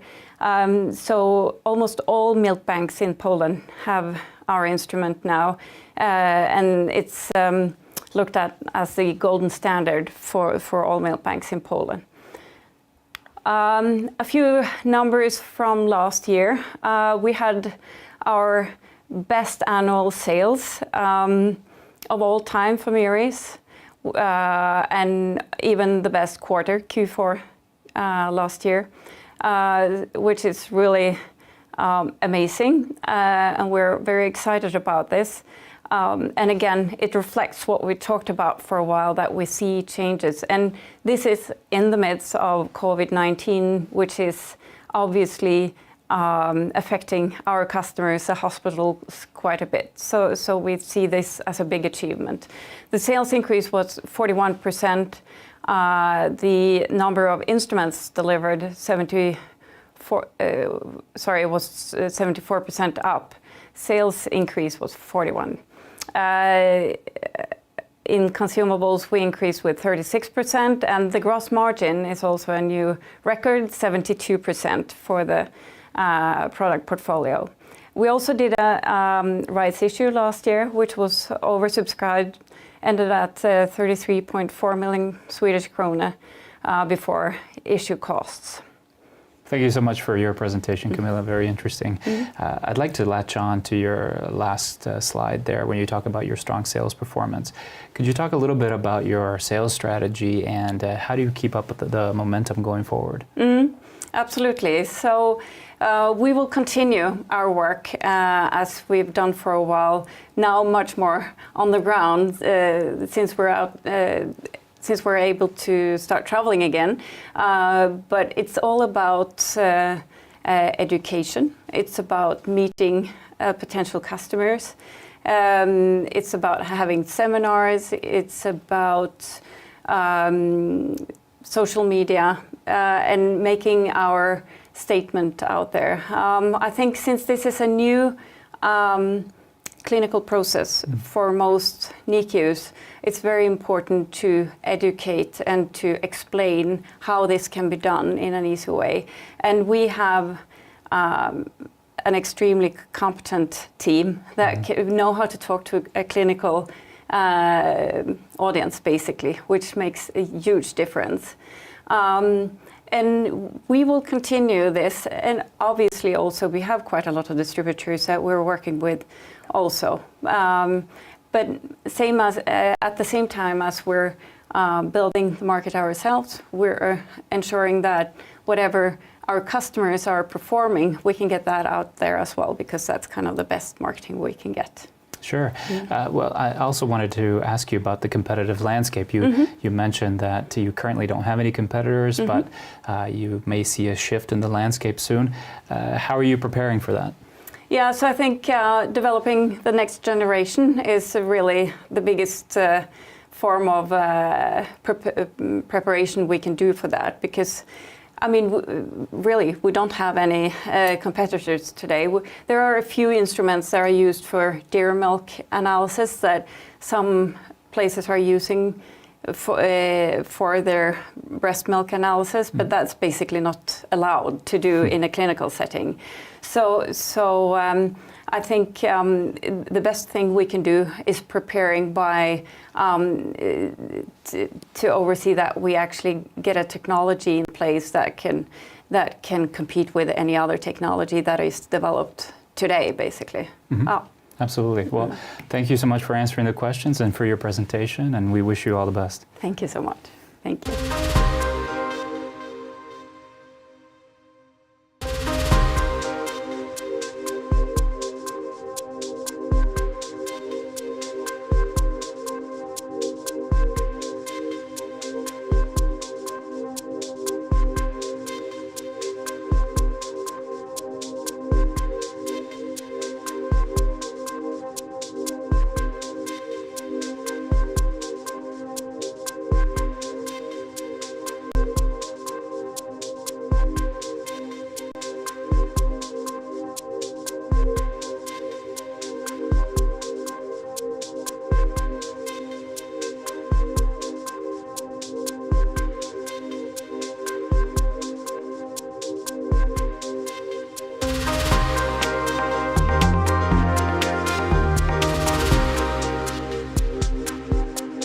And for our next presentation, I have been joined by Mikael Lindstam, CEO of Aptahem. Welcome, Michael.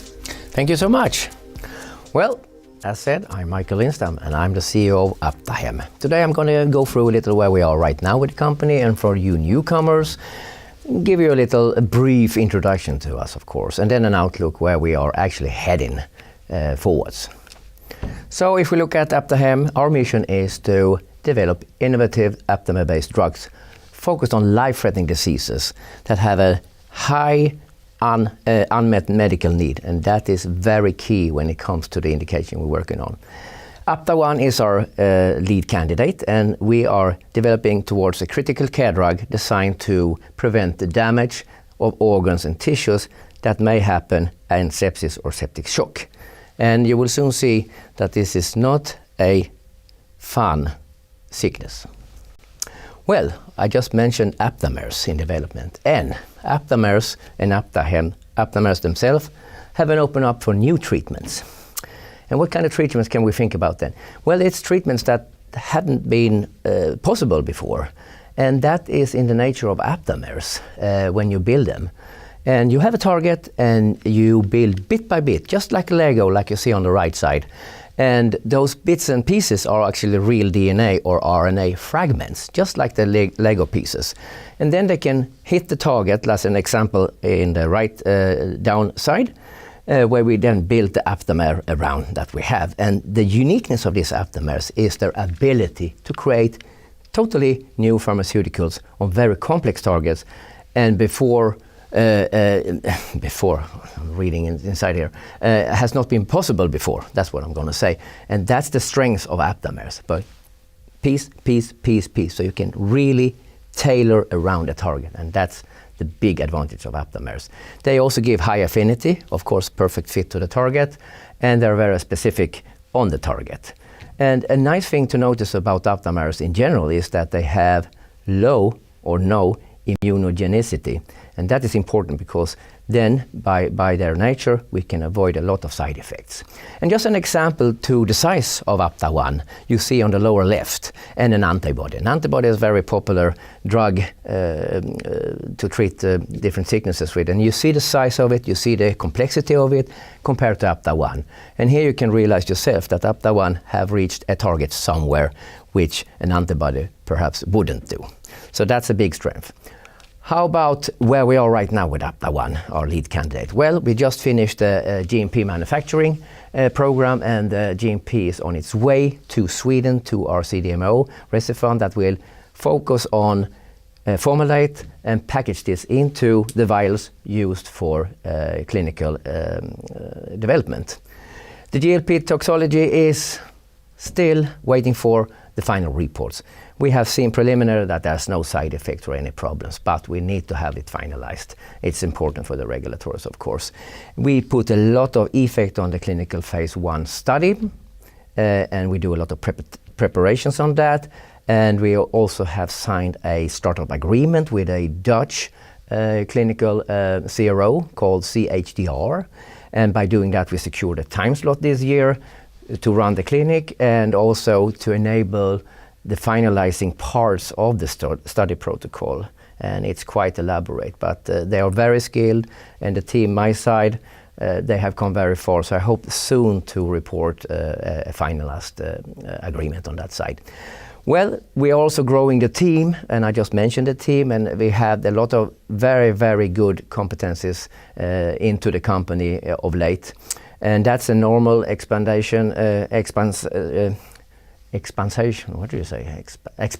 sorry about that, the company to meeting the demands that we have for the clinic, and after the clinic, building the company further. So this is key personnel that we have hired now or taken in as consultants.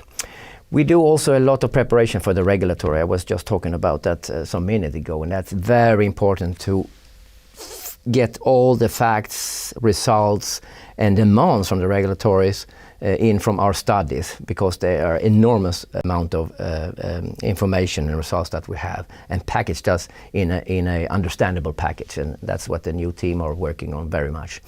And in general terms for the company, we always work on business development, seeking out for partners, may it be scientific, may it be than partners from pharma, for example.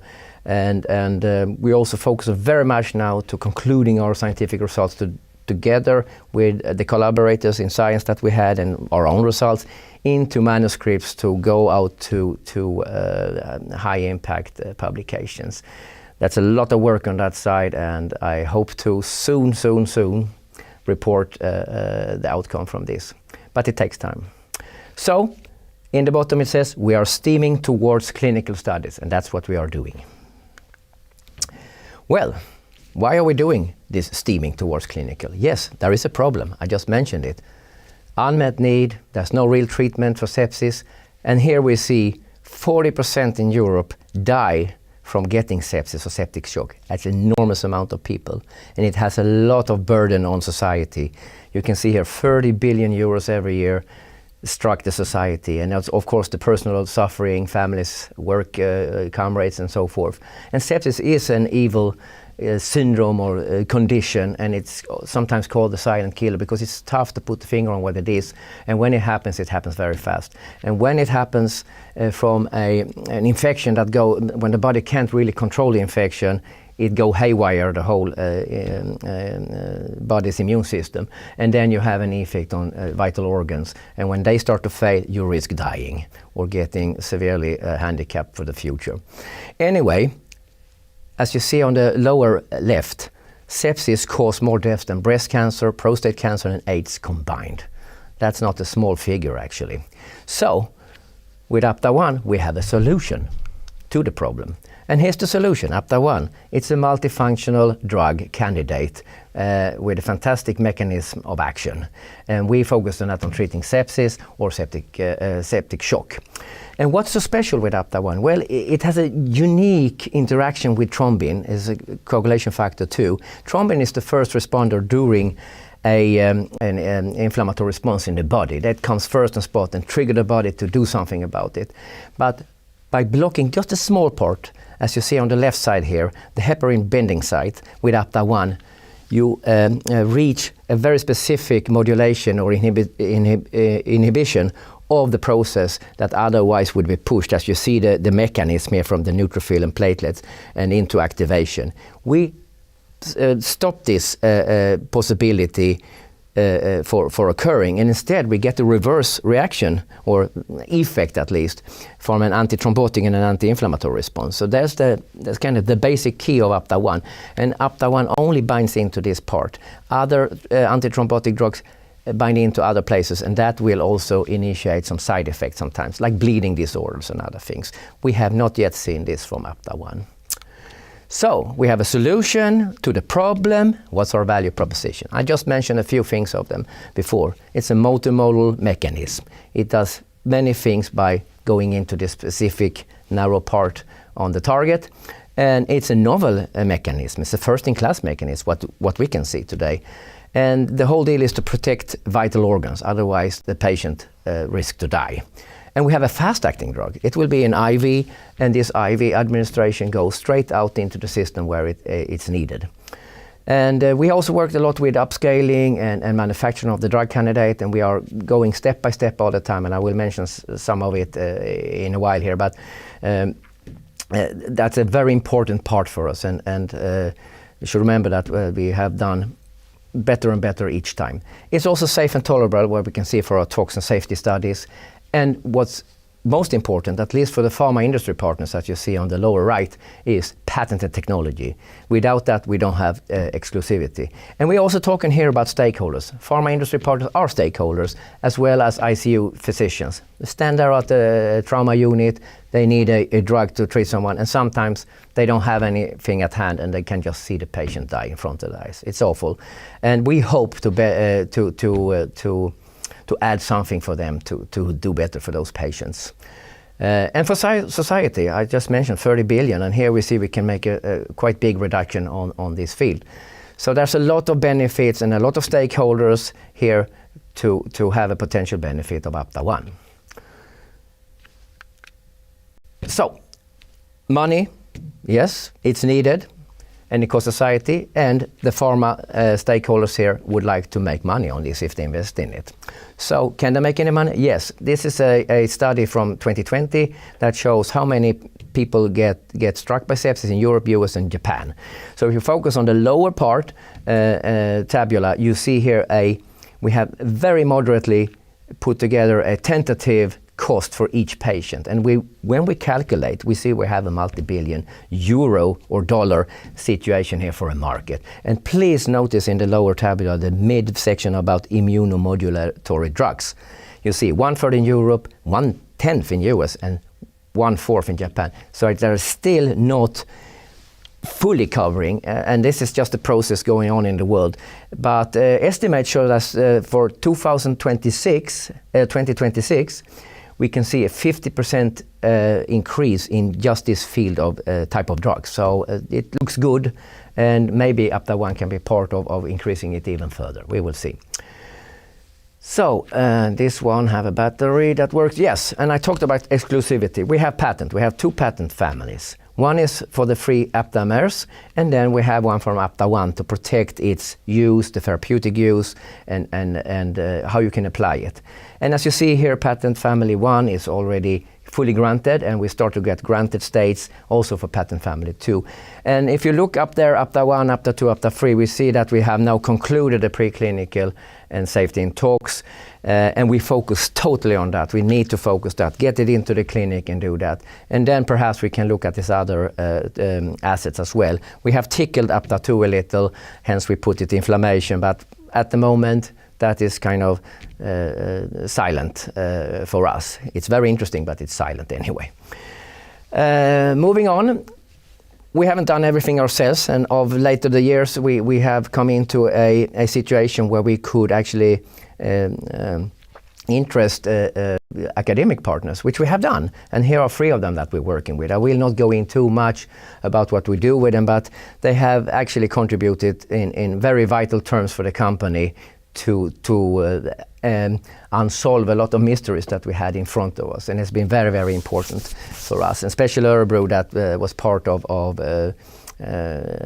identifying the target here. It's fantastic job together with them. And then we have Canada on the right, and that they have worked in different models to prove how good Aptahem is for different kind of infections. And there they have worked with viruses, and you will soon see some results from that.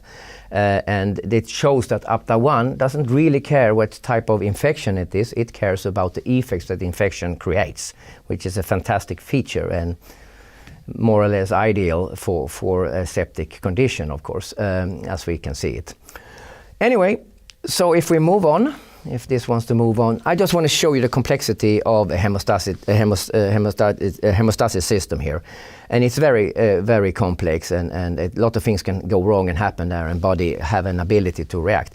Notice the red ring in the middle, thrombin, this is where we act, and this is the first responder, and Aptahem takes this out. It's an important feature for the specific action of Aptahem. We should remember that the activation of platelets, as you see to the left, is still activated by other mechanisms, but not in an abundance what thrombin would have done. And this is part of the secret sauce recipe here. So if we go on to what we've done in Toronto, well, this is preliminary results, but we are now currently trying to put them together, final report, and prepare manuscript for publication. But what we can see here, we can even lower viruses from this study in the acute lung injury model. It's a lung model, remember, it's a coronavirus model. Very interesting. Less tendency of hemolysis, that means affecting the blood system and coagulation. We see more blood volume. It's critical to have good blood volume and pressure, because that gives oxygen. If your kidneys or lungs doesn't get enough oxygen, they will start to die. So this is key. We also see lower levels of both of cytokines in both the tissue of the lung as well as in the serum, I mean in the blood. And that's important. And there we have the results for liver and kidney. We see better functions of them as well. And last but not least, less lung injury. And this preliminary shows that the tissue of the lung looks better with Aptahem. And we just have to come back on that.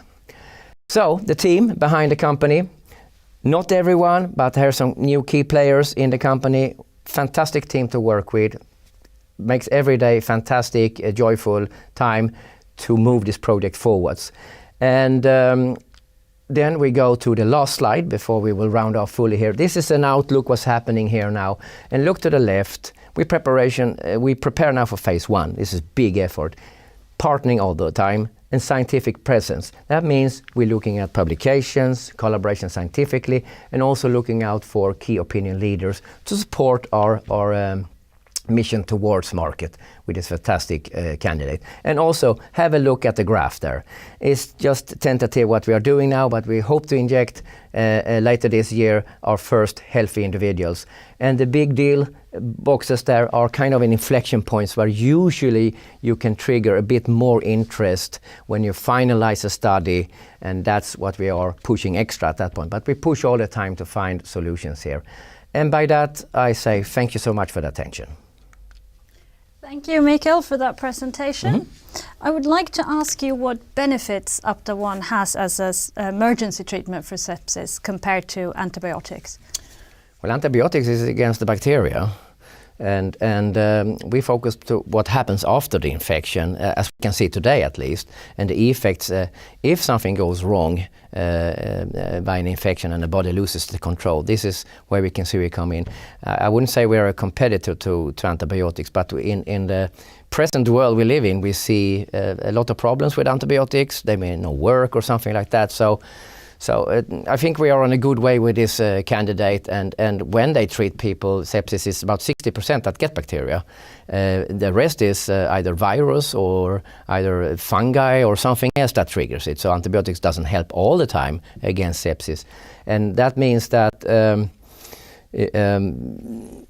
if you give antibiotics, you may also give anti-inflammatory. You have to give drugs that increase the blood pressure to keep the patient in vital state and so forth. So there's a lot of other things combined there. And you mentioned here the coronavirus lung model and the encouraging results that you've obtained there. How would you say that you view the candidate's potential in indications beyond sepsis? Well, yeah, I can quote the professor that we are collaborating with in Toronto. Just a few days ago, I spoke with him, and he told me, "Hey, Michael, you know, when we look at this now, we see that those people that actually passed or died in corona, about 80% of them got in septic conditions before they passed. So, and you can see you can have sepsis just from a pneumonia if you don't take care of it enough. So that may answer the question. I think so. I'm not saying it will be like that, but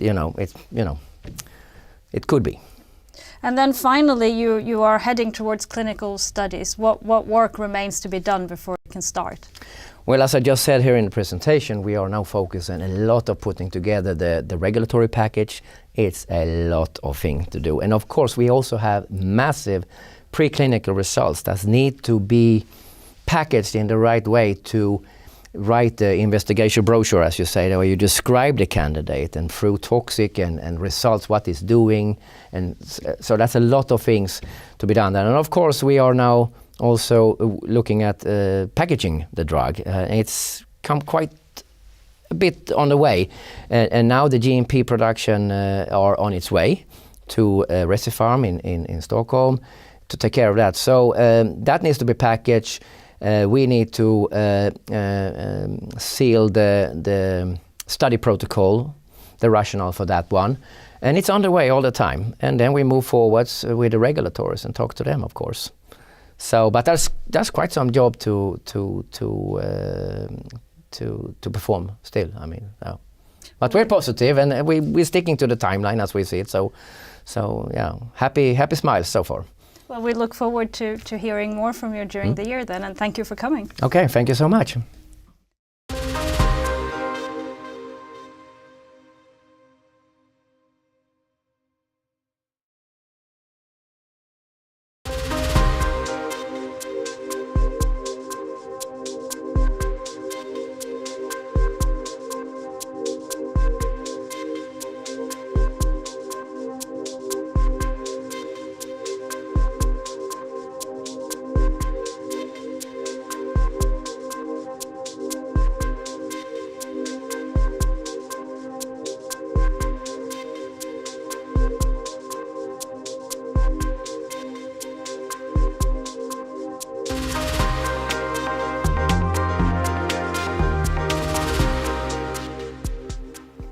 And for the next presentation, we have been joined by QuiaPEG and CEO Marcus Bosson. Welcome.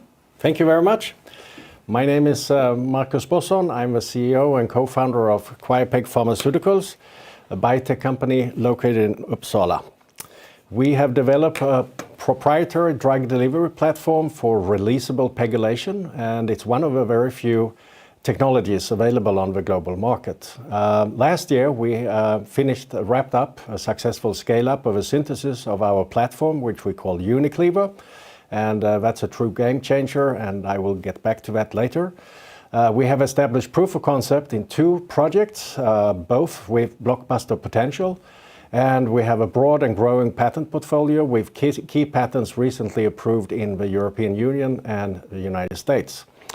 We have also recently strengthened the business development team in order to focus on business development to strike licensing deals. And we have been listed on Nasdaq First North since August 2020. The team, I will not go in detail, but it's me. We have Dr. Savadjon, who is the head of operations, and Vidar, who is the chief medical officer, and Achim, who is the head of non-clinical development. And as I mentioned, the business development team was just recently reinforced by Dr. Erik Lund and Dr. Lars Öhman from Cordato Life Science. And they have experience from Merck Sharp & Dohme, Caro Bio, and a bunch of other companies with a very good proven track record. Our key assets, so what are they? Well, we have a platform itself, UniCleaver, which is available for R&D collaborations and eventually licensing deals. It's a drug delivery platform, and it's very versatile. So it's suitable for small molecules, peptides, large molecules, and it's based on this advanced releasable linker chemistry, which we have protected now. We also have a product pipeline to show that this UniCleaver platform works, and the project itself is also available for partnering. So we have 2 projects. It's a QuiaPEG 1030 PEG tetraglutide, where we have shown preclinical proof of concept last year. It's for orphan drug indication called short bowel syndromes and other indications. And the 1029 PEG liraglutide, a blockbuster drug sold by Novo Nordisk. And we have also there shown proof of concept in preclinic, and it's for type 2 diabetes and obesity.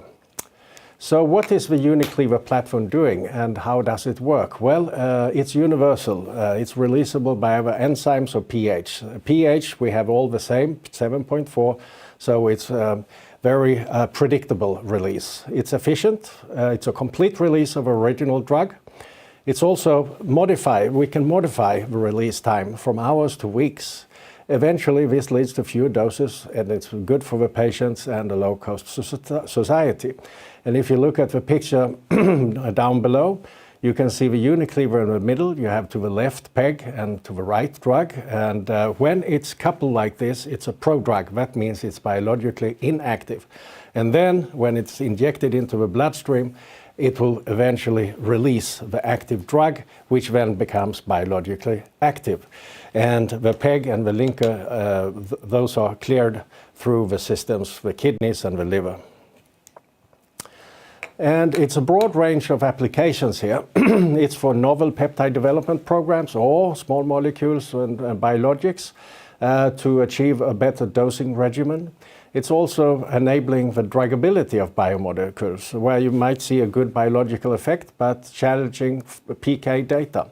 So we can then achieve a releasable drug with prodrug properties. And also for those companies with maybe blockbusters or very good drugs, the patent cliff is approaching.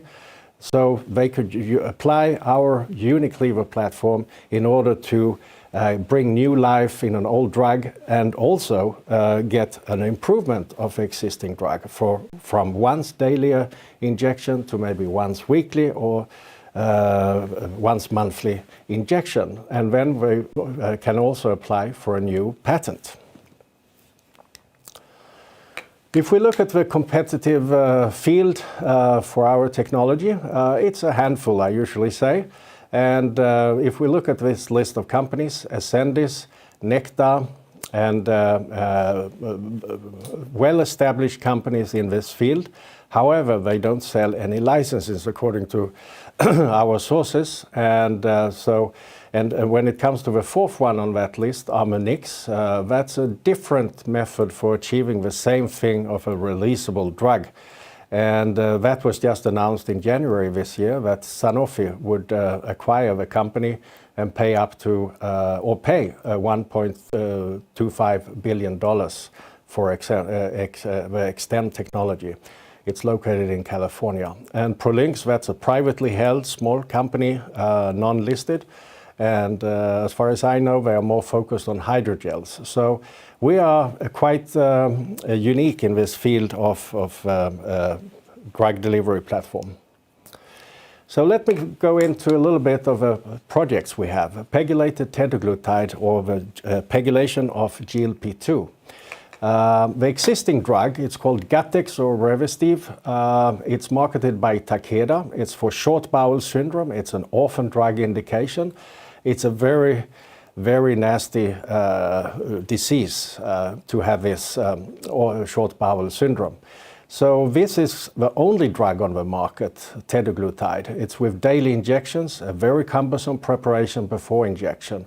And it's a chronic disease, so you need to take it lifelong. So there is a large unmet medical need for an efficient GLP drug with once weekly administration. And also the competition in this field is not too strong, I would say. You have Zealand Pharma and you have Vectiv Bio in Switzerland, which is maybe the fiercest competitor to ours. But the global market for SBS is estimated to be worth $2 billion. So by 2030. So even if Vectiv Bio or anyone else would be successful reaching the market, there is still room for more than one player.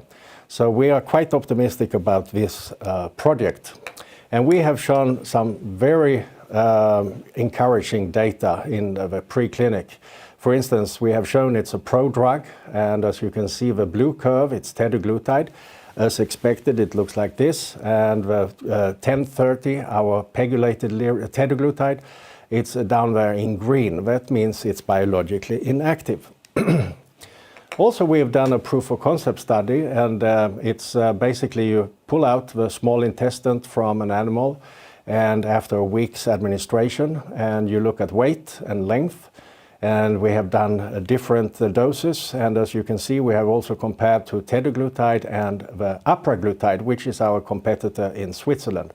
And as you can see, the green one and the purple one, if you compare, we are as good as the apraglutide, which is dosed for once weekly. So we are very optimistic about these results. So basically, what we have shown in proof of preclinical studies, that we have a slow release after subcutaneous dosing. We also have a flat profile in which reduce variation over time, and we have seen growth and weight of this small intestine when you look at it. So it's compatible with weekly dosing interval. And if we look at the competitive landscape for this, it's the short bowel syndrome. We have Takeda, which has the original drug, Vectiv Bio, the Swiss publicly quoted company in Switzerland, apraglutide, Zealand Pharma, a Danish company, and some other more companies. But even though some of them are in phase 3 clinical trials or phase 1, we still have the advantage that we use a proven, already approved drug called tetraglutide, and it's marketed by Takeda. So we have a lot to gain here, and maybe we also can have an abbreviated version when it comes to the regulatory approval. That means a less lengthy and a less costly clinical studies. So if we look at the other project, pegylated liraglutide, which is a GLP-1, it's sold by Novo Nordisk. It's a $4 billion drug annually. The patent expires soon. It's administered daily by injection. And what we're trying to establish is a pegylated version, which is administered once weekly, potentially with less adverse events and better tolerability. We have also filed a patent for this, which would expire 2038. And in our proof of concept study, we looked at the food intake. So you measure how much they drink and eat during 1 week. We compared it with semaglutide, liraglutide. And as you can see from this one, we are slightly better than semaglutide, which is Novo Nordisk follow-up drug on liraglutide. Semaglutide is taken once weekly, and we aim at also once weekly administration. To summarize the 1029 project, we believe we have a competitive asset. We have seen proof of concept in rats. We have done mini-pig studies where we have shown slow release profile. And also we aim at once weekly administration, and due to its function as a prodrug, we can then piggyback on all the relevant published data on liraglutide. So that means we can probably save time and also money in the clinical development. So let me, I'm approaching the end here, but this is really what we are selling. It's the patent families. If we have shown that this works eventually in human clinical trial, then it's down to the patent situation. And I'm very happy that last year we were allowed a patent in the European Union. And also we got a notice of allowance in the US by the end of last year. So I would say we are pretty well protected here. And also we have for the permanent pegylation the same linker, about 20 other patents granted. So it's quite well established now, this concept of the unicleaver. So what does it look like moving forward? Well, we have, regarding the 1030, we will have pretty soon preclinical results, additional one, which would lay the foundation for the candidate drug selection of 1030. We are in discussions to have some kind of a strategic collaboration agreement with a partner for further development and financing of this project. And also we will plan to do a meeting with the Swedish Medical Product Agency, and also later on this year apply for orphan drug indication in the European Union and United States. And on the business development side, I would say the focus this year is business development. It's licensing collaboration deals regarding the platform unicleaver. We will prioritize the 1030 pegtidaglutide project because it's an orphan drug indication. We will seek, and we are seeking actively, a partnership for the 1029, the PEG liraglutide. And furthermore, we will draw upon the network we have in China. We already have collaborations, and now when COVID is gone, we can travel more freely. Hopefully this network and also the established collaborations that could lead eventually to a full licensing agreement, one or a few others in China. So let me, this is the last slide. We are right now we have announced that we will try to raise additional funding for the company. So we have a share issue later on in April, May. And we are seeking 28 million kronor. It's guaranteed to 100%. And the price per unit is 1 krona, so you get 5 shares, and then you get stock options, subscription rights for October and April next year.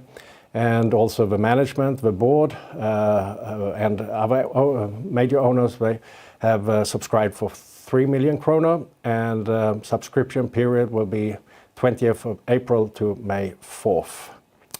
And I hope you enjoy the presentation and that you find our company interesting. So I think that's the last slide. Thank you. You were talking towards the end here about the focus on business development. Could you elaborate a little bit on where you are in that process, maybe in particular in terms of the Chinese connections that you have?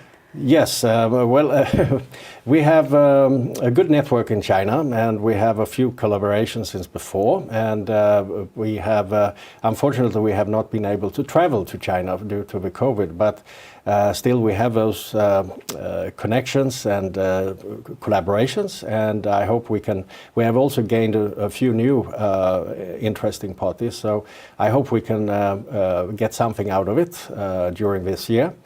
And also we have said that let's, with the foundation of a scalable linker, which was successful last year with 2 granted patents, Europe and United States, and with a proof of concept for the PEG tetraglutide.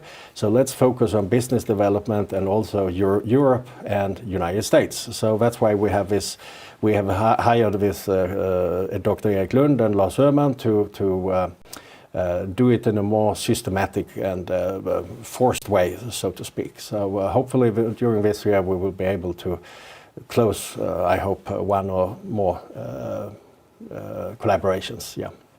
And I was also wondering, aside from the projects that you have today, how do you view the platform's potential in other indications?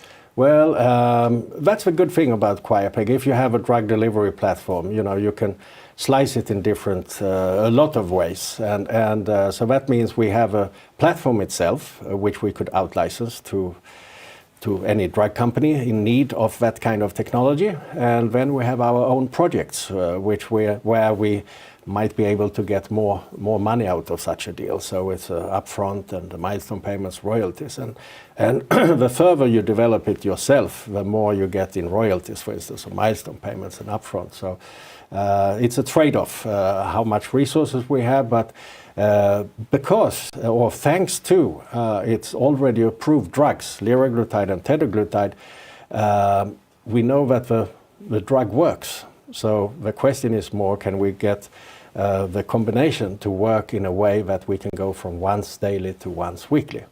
And once that has been established, it's quite, it's called a bio-better, and then it's quite attractive for anyone in, especially the big pharma companies with original drugs for this life cycle management. So that's it's in liraglutide's case, it's Novo Nordisk, and in tetraglutide's case, it's Takeda, a big Japanese company. Well, thank you so much for taking the time to present the company and then answering my questions. Yep, thank you very much. Thank you.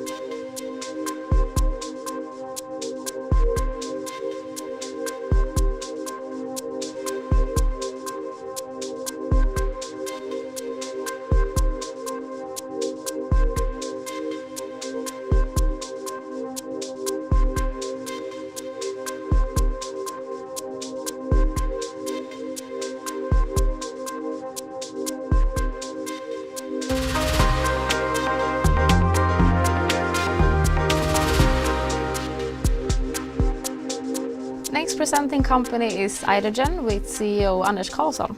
Welcome.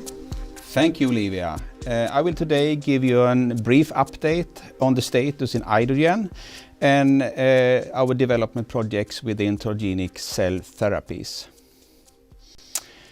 The agenda today is a short introduction to the company, our cell therapy and our unwanted immune reactions that we want to treat, the technology and the platform, the company platform and our main steps in the development plans, also key activities for this year and ahead, and also we will have some questions and discussions after that. Idogen is a biotech company located in Lund and founded in 2008. We are listed on the Nasdaq First North since June 2020. We have a new IP situation. We sent in our latest patent application in December 2019 in UK, and we also sent in the PCT application a year later in December 2020, which gives us a market exclusivity for 20 years if successful. We are developing Targinta cell therapies, and the first product into first in human clinical trial is our project to cover hemophilia A patients that has developed antibodies towards the treatment with factor VIII. We have also second validation earlier. We have received the Horizon 2020 funding, which gave the company around 30 million Swedish kronor in 2017. We also, for hemophilia A and the indication, their orphan drug designations, which gives us a favorable situation for the regulatory pathway ahead. And we are also planning to start the clinical trial in the second quarter this year. To give an overview, we have a treatment that is possible to managing considerable unmet medical need, and we are aiming to prevent unwanted immune responses from the immune system. We have a proprietary technology which covers, as well as the technology platform, the manufacturing process, and also indications that we are trying to manage with our Targinta cell therapy. We also have very interesting value drivers ahead. We are moving into first patient, first visit now in the second quarter 2022, and also ahead of us in end 2023, we are also aiming to send in the clinical trial application for the next indication, IDOT, covering transplantation. We have had a very busy end of 2021. We optimized our manufacturing process together with our partner in the third and fourth quarter of 2021. We also followed that up with a qualification of that process. We have also prepared for clinical trial, meeting a lot of potential clinical trial centers. And also in the end of this year, we sent in the clinical trial application to the Swedish regulatory authorities, Läkemedelsverket, December 17, and follow that up also with an application sent in to the Norwegian Medical Product Agency, January 3. And now we are expecting the review time to be around 90 days. And as a result of all this work and as a part of the planning forward, we also now announced the rights issue in end of December, and that has been finalized, and that gave us 50 million gross in February. And we also have a new opportunity with warrants to add additional 40 million into that funding round. Just a brief introduction to our technology. What is cell therapy? Cell therapy aims to treat diseases by using cells to repair or change other cells in the body. And thereafter the cells are cultured outside the body before being administered into the patient. And you can both use autologous, which is patient's own cells, and cells from a donor what you name allogenic cell therapies. We are using the patient's own cells. We have an autologous cell therapy within Idogen. Just to give you a brief introduction to our cell therapy, we are using the dendritic cells, and the dendritic cells plays a key role in the immune system and the response of the immune system. The dendritic cells has the possibility to decide whether a cell or a molecule is a friend or a foe. And if it perceives something as an enemy, it activates an immune response. That's what you see on the left-hand side. If it finds out that something is a friend, then it instead downregulates the immune response. What you see in the bottom of this slide, you see the regulatory T cells, and they are very important for our technology because they have the aim to create a long-term tolerance of the cell therapy towards this specific antigen that we are treating. There is a lot of different cells and molecules that the dendritic cells should sort out. It can be virus, bacteria, and cancer cells, which they should attack and initiate an immune response. It can also be other things. It can be pharmaceuticals, treatment, it can be also the body's own cells and organs. It can also be transplants. And here you instead should tolerate. And this is what we are targeting with our cell therapy. If it looks like this, then it's good. But if you end up in a situation where the immune system starts to attack biological and very important pharmaceuticals, then we have problems. And what we do here is that we try to take away this wrongly activated immune response that you will in that case receive, and instead program the immune system to tolerate this specific antigen instead. So we are creating a very specific, antigen-specific tolerance of these antigens. And we at the same time normalize the immune system. We have a patient-tailored Targinic cell therapy. We use the patient's own cells. We collect the cells at the patient's hospital. We thereafter send them to our manufacturing lab, where we introduce the monocytes for the specific antigen that is the one that initiates this unwanted immune response. And together with our proprietary tolerance inducer, we create these tolerogenic dendritic cells. And these tolerogenic dendritic cells are actually the cell therapy to be used within the patient. So thereafter we put the cell therapy into a frozen state and send it back to the patient's hospital and give you treatment for 1 to 3 times after that.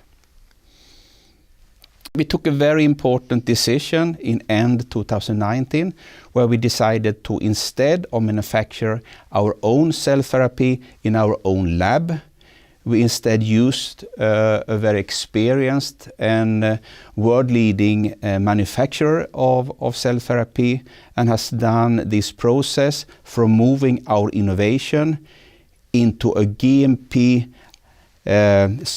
approved product for the clinical trial at Radboud University Medical Center in Holland. This has been a very successful step, and we are now ready to go to start the clinical trial in the second quarter this year.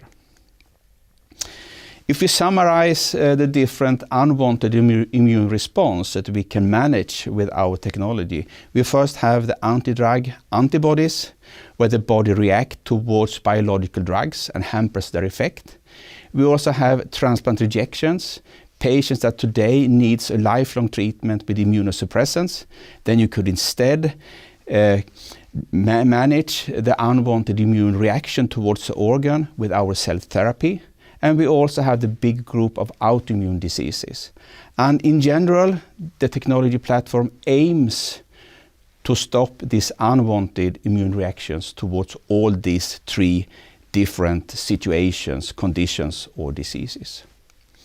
We have also furthermore developed 3 different projects, IDO8, IDO-T, and IDO-AID, and I should briefly also give you a little bit insight in these 3 different projects. We are starting with hemophilia A and patients that has created antibodies towards the treatment with factor VIII. Factor VIII is the general treatment, the basic treatment, the standard treatment for managing these patients with severe hemophilia A.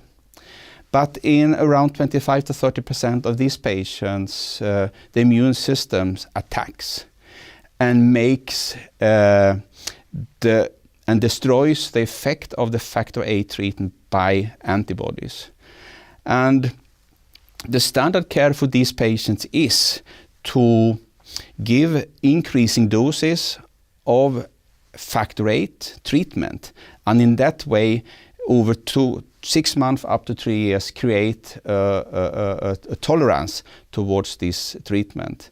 Our case is instead that we offer to use a cell therapy, using it with 1 to 2 infusions, and instead create a tolerance in that way, and to then be able to continue to treat with factor VIII.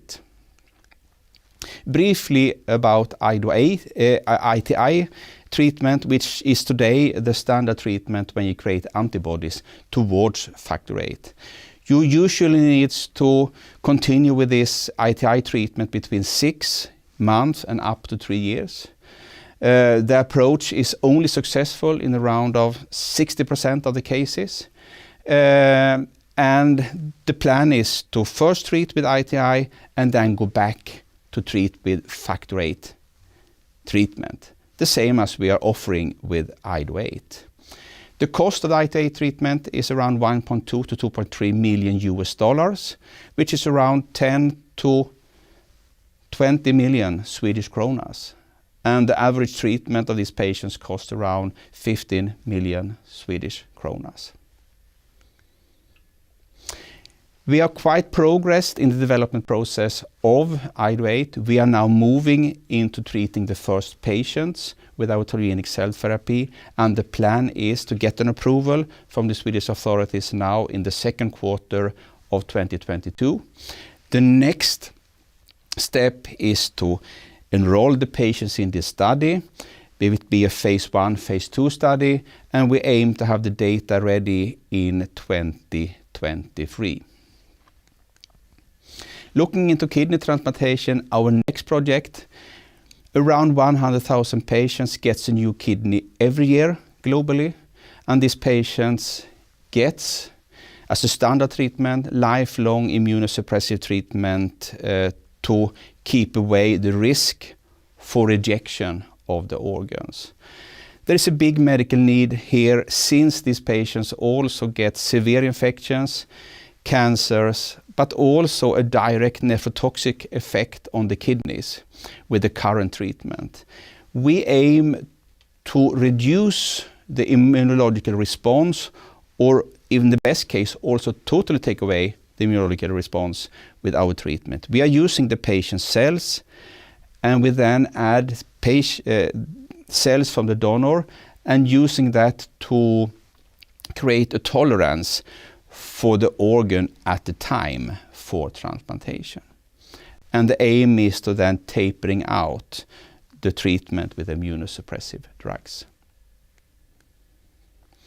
We have learned a lot while developing IDO-8, so we are quite progressed also in this project. What we have learned to develop our technology platform can also be used for the development of the IDO-T product. We are now working very much to design in detail how the treatment will look like, and we are moving towards a first pilot proof of concept. Next year we are moving towards main proof of concept, but also starting to prepare for a clinical trial and send in a clinical trial application in the end of 2023. And the plan is then to start the clinical trial early 2024. If they move into the big group of autoimmune diseases, then we have more than 100 different diseases, and they are normally treated with immunosuppressive treatments, most of them. If we can find the antigen, these kind of diseases could be added to our technology platform. And here we are looking into different ways to utilize our knowledge about creating tolerance. And here we are very open also to line up with partners, specific knowledge in specific disease, and there together with them develop specific treatment for this kind of diseases. If we're looking into the key activities from now and ahead, as I said, we are very busy now to start up the clinical trial. We are approaching clinical trial centers not only in Sweden, not only in Nordic, but also key centers out in the Europe, and plan is to start in the second quarter. For IDOT, we are now working towards a pilot proof of concept of our technology on our platform for tolerogenic cell therapy. Next year, we will then move a step forward in our clinical trial and also be able to finalize that before end of 2023. For IDOT, we are then making the main proof of concept and also preparing for clinical trial and sending the clinical trial application. And 2024, we are receiving the data from the IDO8 study. We also plan to start the clinical trial for IDO-T. So to summarize my presentation, we have developed a treatment which can manage considerable unmet medical need. We are aiming to prevent unwanted immune responses within the patient. We have a proprietary platform technology, and we have the ability to cover both the platform, the process to manufacture, but also the specific indications. We also have very interesting value-driving events ahead. First step will be the first patient, first visit, planned to be in the second quarter of this year. And ahead of us, we also have a lot larger indication in the transplantation, IDO-T, which we plan to send in a clinical trial application in the end of 2023. That was a brief update. Thank you so much for listening today. Thank you for your presentation. I would like to know a bit more about how you can adapt the Idogen platform to different types of medical conditions and diseases. We are lucky to have a technology platform, and from that we have the basics in place. But the critical thing here is to define the antigen that initiate the immune response, because that is an important part, as I've shown, in our technology. So if we have the antigen and we can load it into our cell therapy, we can very much just put it into the platform and make more product into our development. And what can you tell us about the study design for the clinical trial with IDO8? We have applied for a phase 1, phase 2A, which means that we will cover safety and a dose escalation phase, which gives us an indication of which kind of dose, the size of the dose we need to use. Furthermore, when we are covering the phase 2 part of it, we will also be able to make a challenge after half year of treatment, which will then give us an indication if we still have the tolerance towards the antibodies. And that will actually give us a proof of concept for IDO8, but also the full concept, proof of concept for our technology as such. So this is a very interesting study for us that we're looking into now. Interesting, and thank you for being here today, Anders. Thank you, Olivia.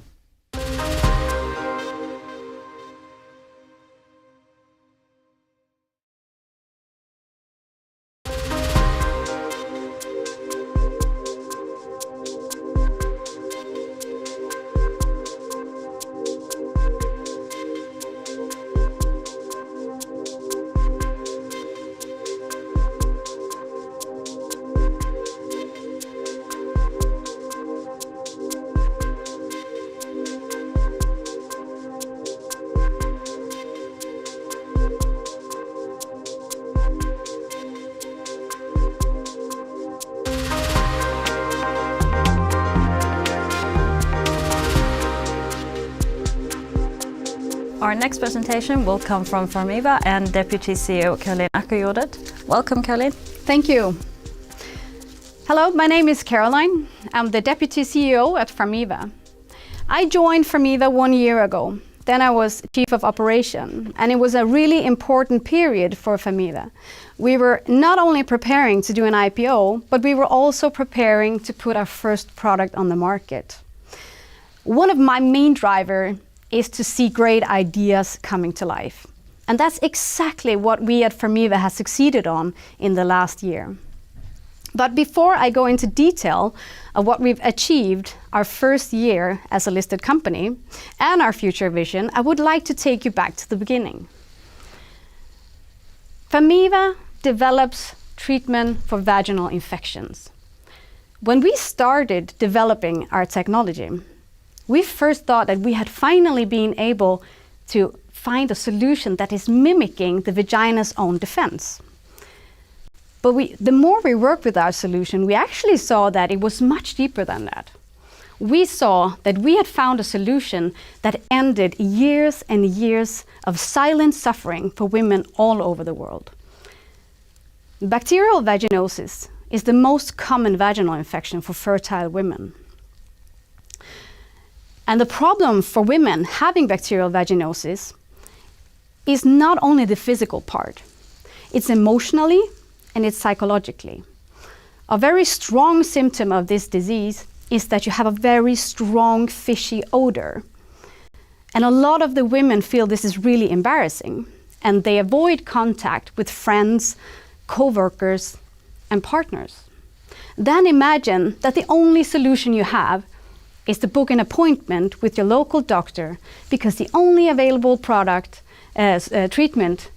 is prescription medicine, antibiotics. But not today. Today, women can Google their own symptoms. They can be educated about their vaginal health on our website. They can order their treatment online and receive it the next day without even leaving their house.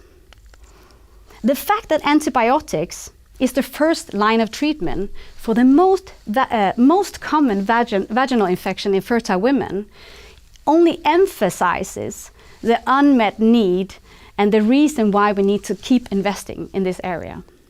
1.27 million deaths in 2019 were directly caused by antimicrobial resistance. This was published recently in an article in The Lancet. Now let's look at some company highlights. As I mentioned, Pharmiva is a femtech company.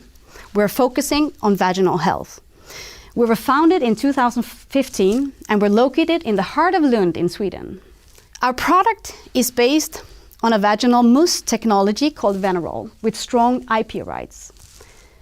Our first product, Venivia, was launched in Sweden 5 months ago.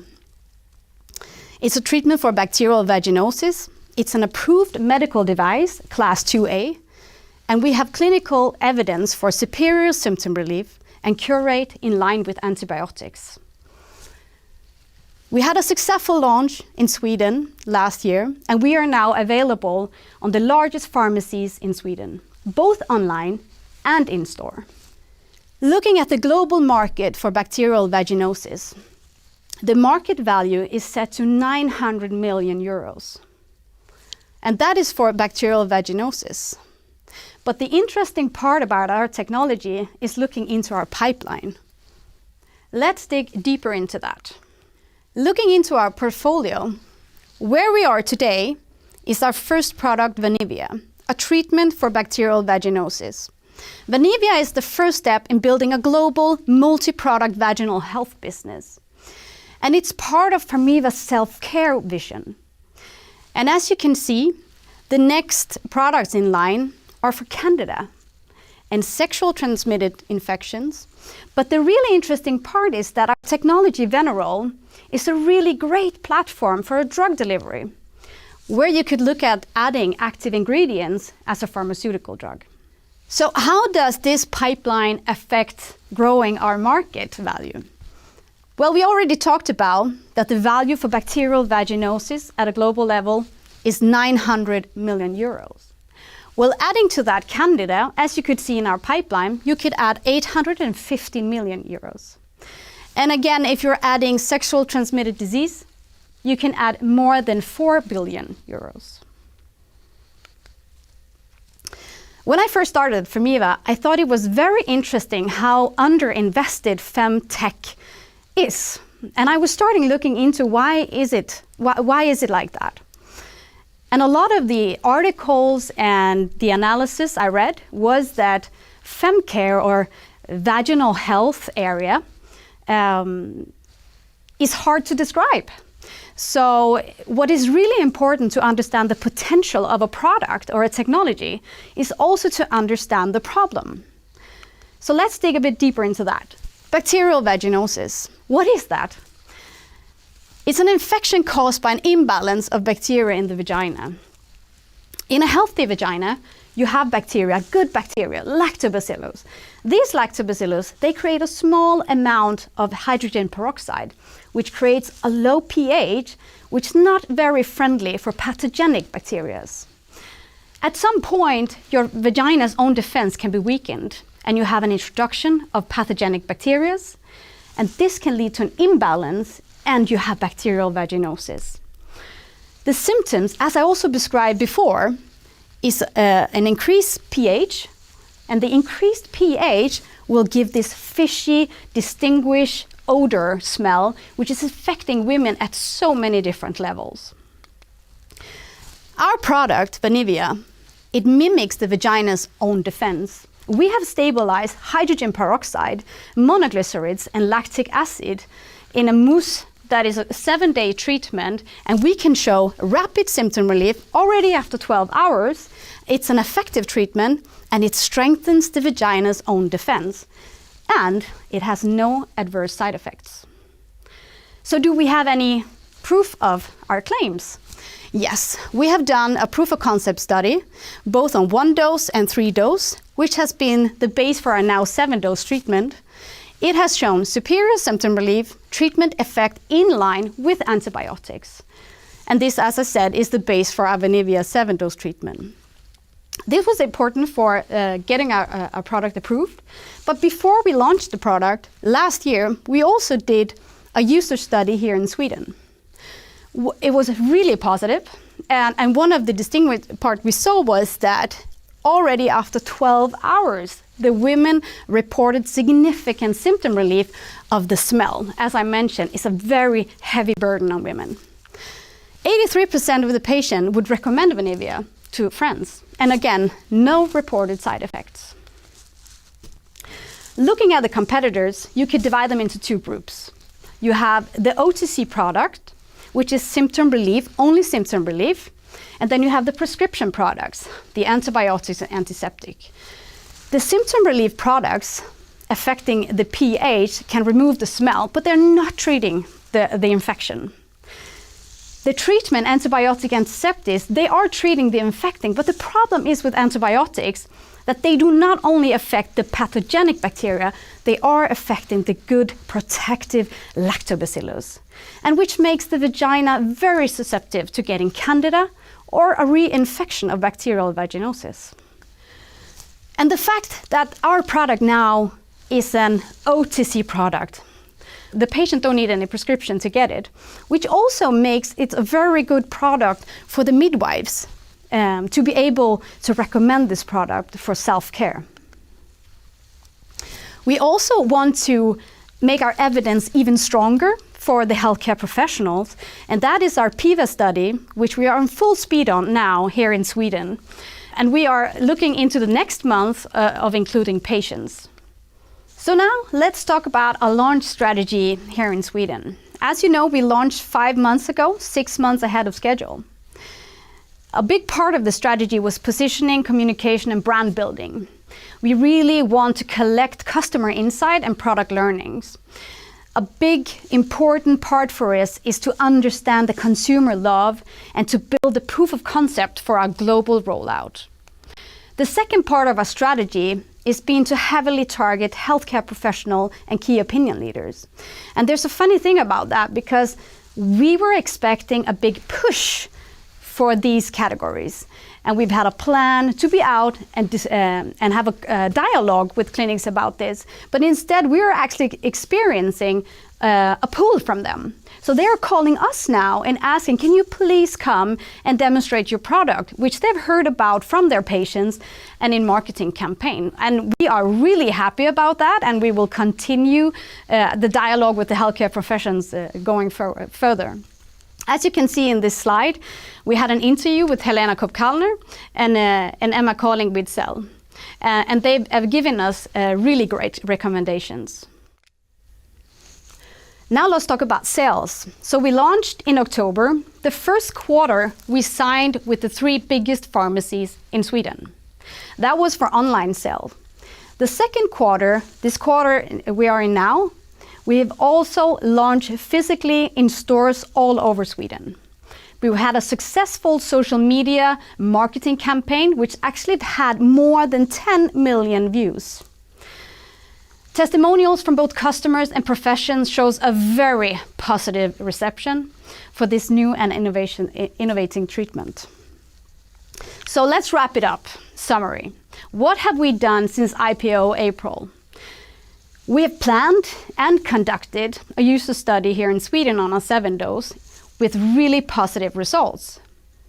We've also launched our product 6 months ahead of plan. We've built a very strong platform and a very strong digital strategy.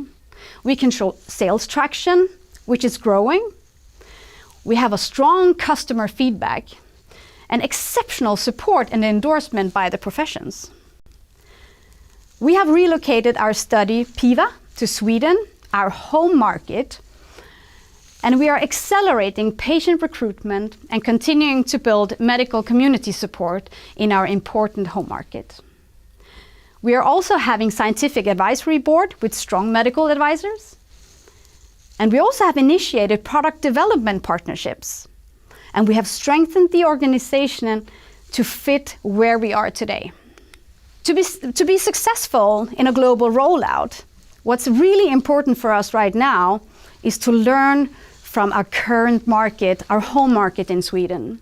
We are collecting information from customers and building brand, but what we're also doing parallel to that is analyzing those markets we are wanting to go to.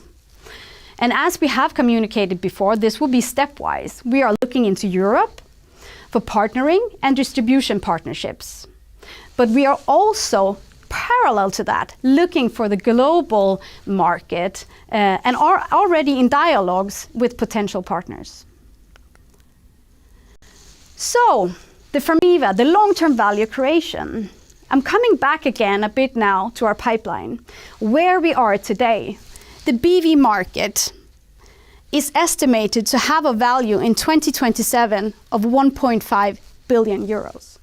That's where we are today. That's the product we have on the market. Looking at our line extension, as I mentioned, Candida, sexual transmitted diseases, and also Venerol, our delivery system for active ingredients. Thank you. Thank you so much, Caroline, for that presentation. It was really interesting. I wanted to ask you if you could elaborate a little bit on what you mentioned here, how you define global expansion and what the plan looks like for that. Yes, as we communicated also last year, the plan for the global rollout is stepwise. The first part now is really to understanding the current market in Sweden and to collect the learnings to see how we can be successful in the next market. But no market is the same. So it's also important for us that collect data and understand the markets we are interested in. First of all, we're looking for Europe and the biggest markets, UK, Germany, France. And this will be partnerships, but also potentially distribution. Outside of Europe, we have the regulatory part, which also contributes. And there, it could be also an opportunity, because outside of Europe, we're not depending on CE mark. So that could also be partnering, but it could also be a licensing. You did allude here to what the femtech industry and what the interest in it is like. How would you describe the investor interest in femtech at the moment? It's a really good question. It's something that I'm quite interested in myself. And when I started in this industry, I thought it was really interesting why it was the interest wasn't higher. But what we can see now, even though it's less than 5% of the global capital that's invested in female health, what we can see now, if you look at some of the biggest congresses that has been the last year, femtech is often rated as one of the top trends, and is actually growing very much. In the US, it's growing much more, but Europe and the Scandinavian market is catching along. So I think it's a very interested market. And then finally, looking ahead at a change that's coming for Pharmiva, your current CEO is actually moving on to a position at Ferring Pharmaceuticals. So I just wanted to know, what is the company looking for in a new CEO? First of all, we are extremely grateful to be allowed to have Christina with her great knowledge in this area for so long and what she's contributed with this company the time she's been here. But also looking into where Pharmiva is going with the global rollout, it's also important that we are looking into a candidate that can take Pharmiva into the next step. And the board and everyone else is on full speed, and we have some really great candidates. So we're just actually looking forward to the next steps. Well, it seems like you have a very exciting year ahead of you then. Yes, most definitely. And thank you so much for taking the time to tell us about it. Thank you.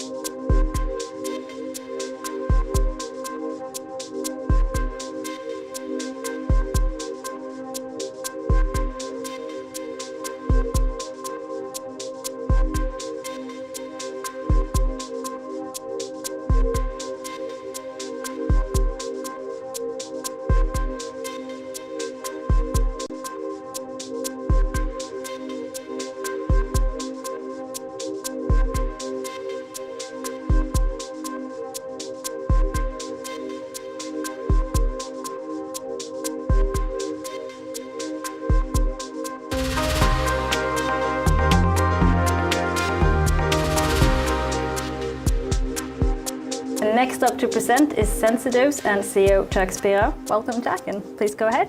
Thank you very much, and thank you for giving me the opportunity to present Sensidose to you. So Sensidose is a mixture of a drug delivery company and a medtech company. The company presently has a product on the market.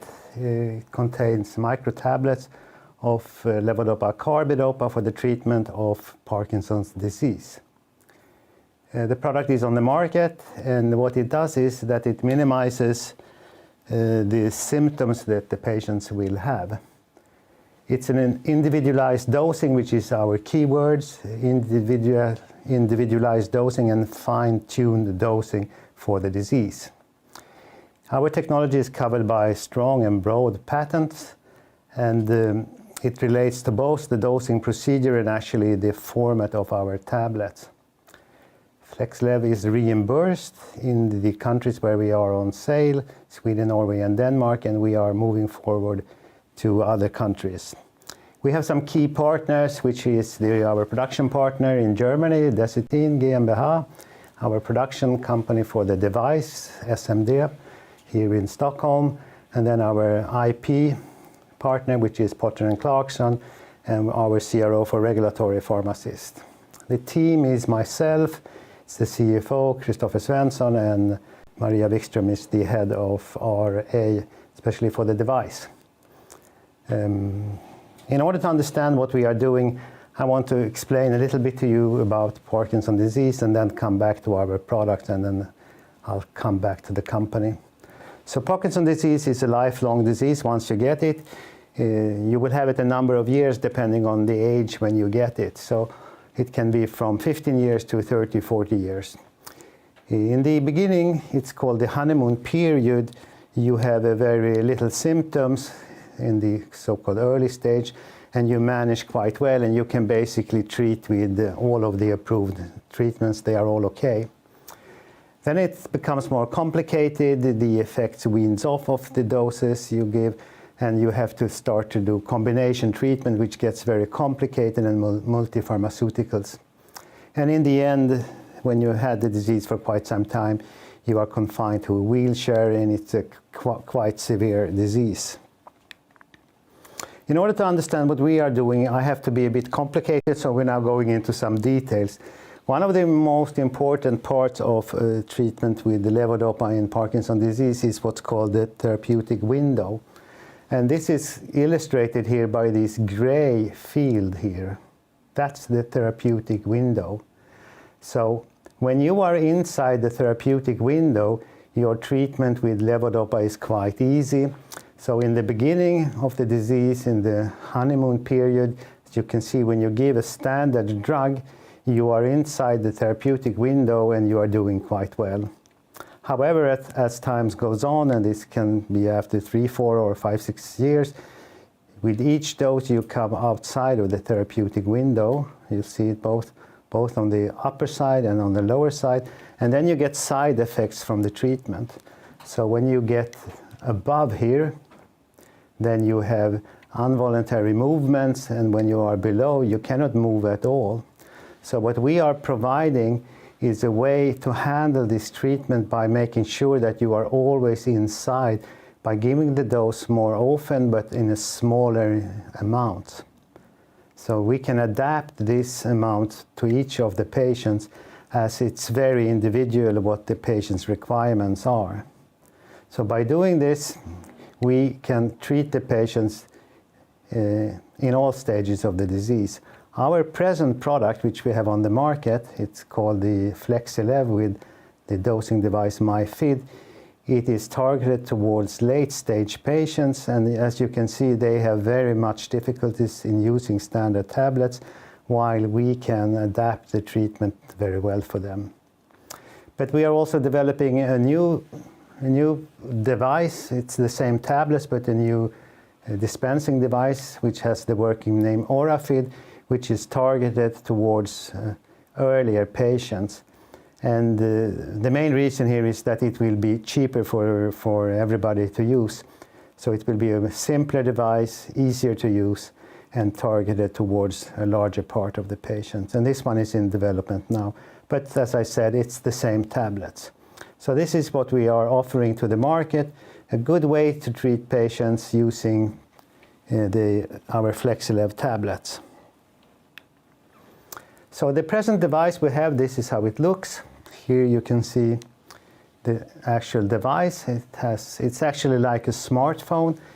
So it will alarm and tell you when you should have your drug, and it will deliver from the bottom here our micro tablets containing levodopa and carbidopa.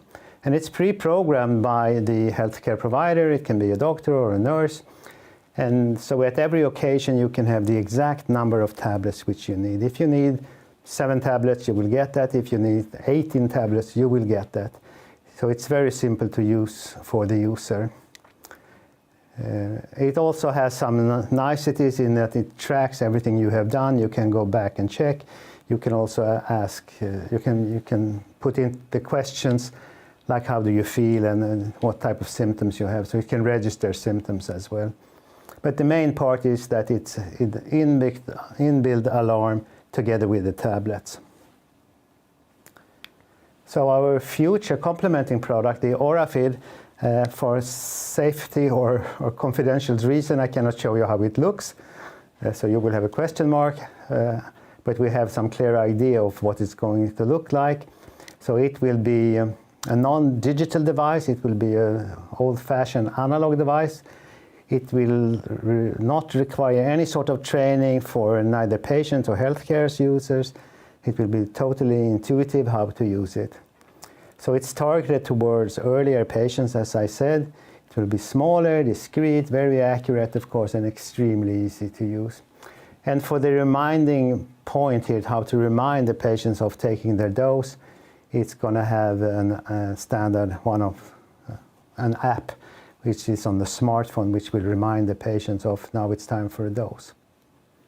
So the development is ongoing, and this is something we hope to be ready within this year. So in order to put the highlights of Sensidose in one slide, so we have our product already launched here. As I said, we are marketed in Sweden, Norway, and Denmark. We are approved in further 8 countries in Europe, but we are not selling yet in those countries. And we have the established production of both the tablets and the device in itself. We are completely unique for the moment. We are the only one who can offer this type of treatment in Europe, or actually in the whole world. And our medication, our tablets are extremely reliable in the sense that you really get what you ask for. So it's really precise in the 5 milligram steps which we give. The new device is targeting another patient group, so we are not stopping to sell our present device. This new one is targeted to earlier patients, which are estimated to be able to reach about 80% of the Parkinson population. One should keep in mind that Parkinson is a long-term disease, so it's usually long-term treatment, even if the patients really want to try out new and other treatments over the years. In our plans for the coming years, we are looking at a geographical expansion of the present product, and that's initially to Poland and Finland, and from then on to other parts of Europe. The new product, we are primarily targeting Europe. We feel very safe in what we are doing in Europe, and this is sort of a large enough bite for us for the moment.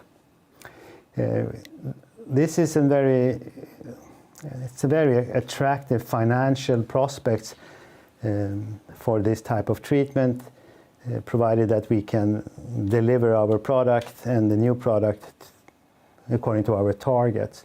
So our target is to sell for 200 million Swedish crowns within 5 years post-launch for the new product, and complementing the old one, I should say. And this is covered by a strong patent portfolio, which I will not dwell into right now. It's always too complicated. We don't have any payments or any third-party rights or no royalties. Everything goes to the company. We do have a board, right? And here is the board. The chairman of the board is Per Nilsson. He is well known in the startup community in Sweden. Lars Ternertz is an engineer, also well known, comes from Uppsala, has been involved in several successful companies. Sten Magnus Akvelonius, he is the founder, professor in neurology in Uppsala, founder of this, and also founder of the product Duodopa, which is a well-known treatment in this field, and I will come back to it. And then it's myself. I didn't talk about myself. I'm an MD PhD from Karolinska. Have been in the pharmaceutical industry for many, many years. Too many years, maybe. We are very differentiated from our competitors in this field.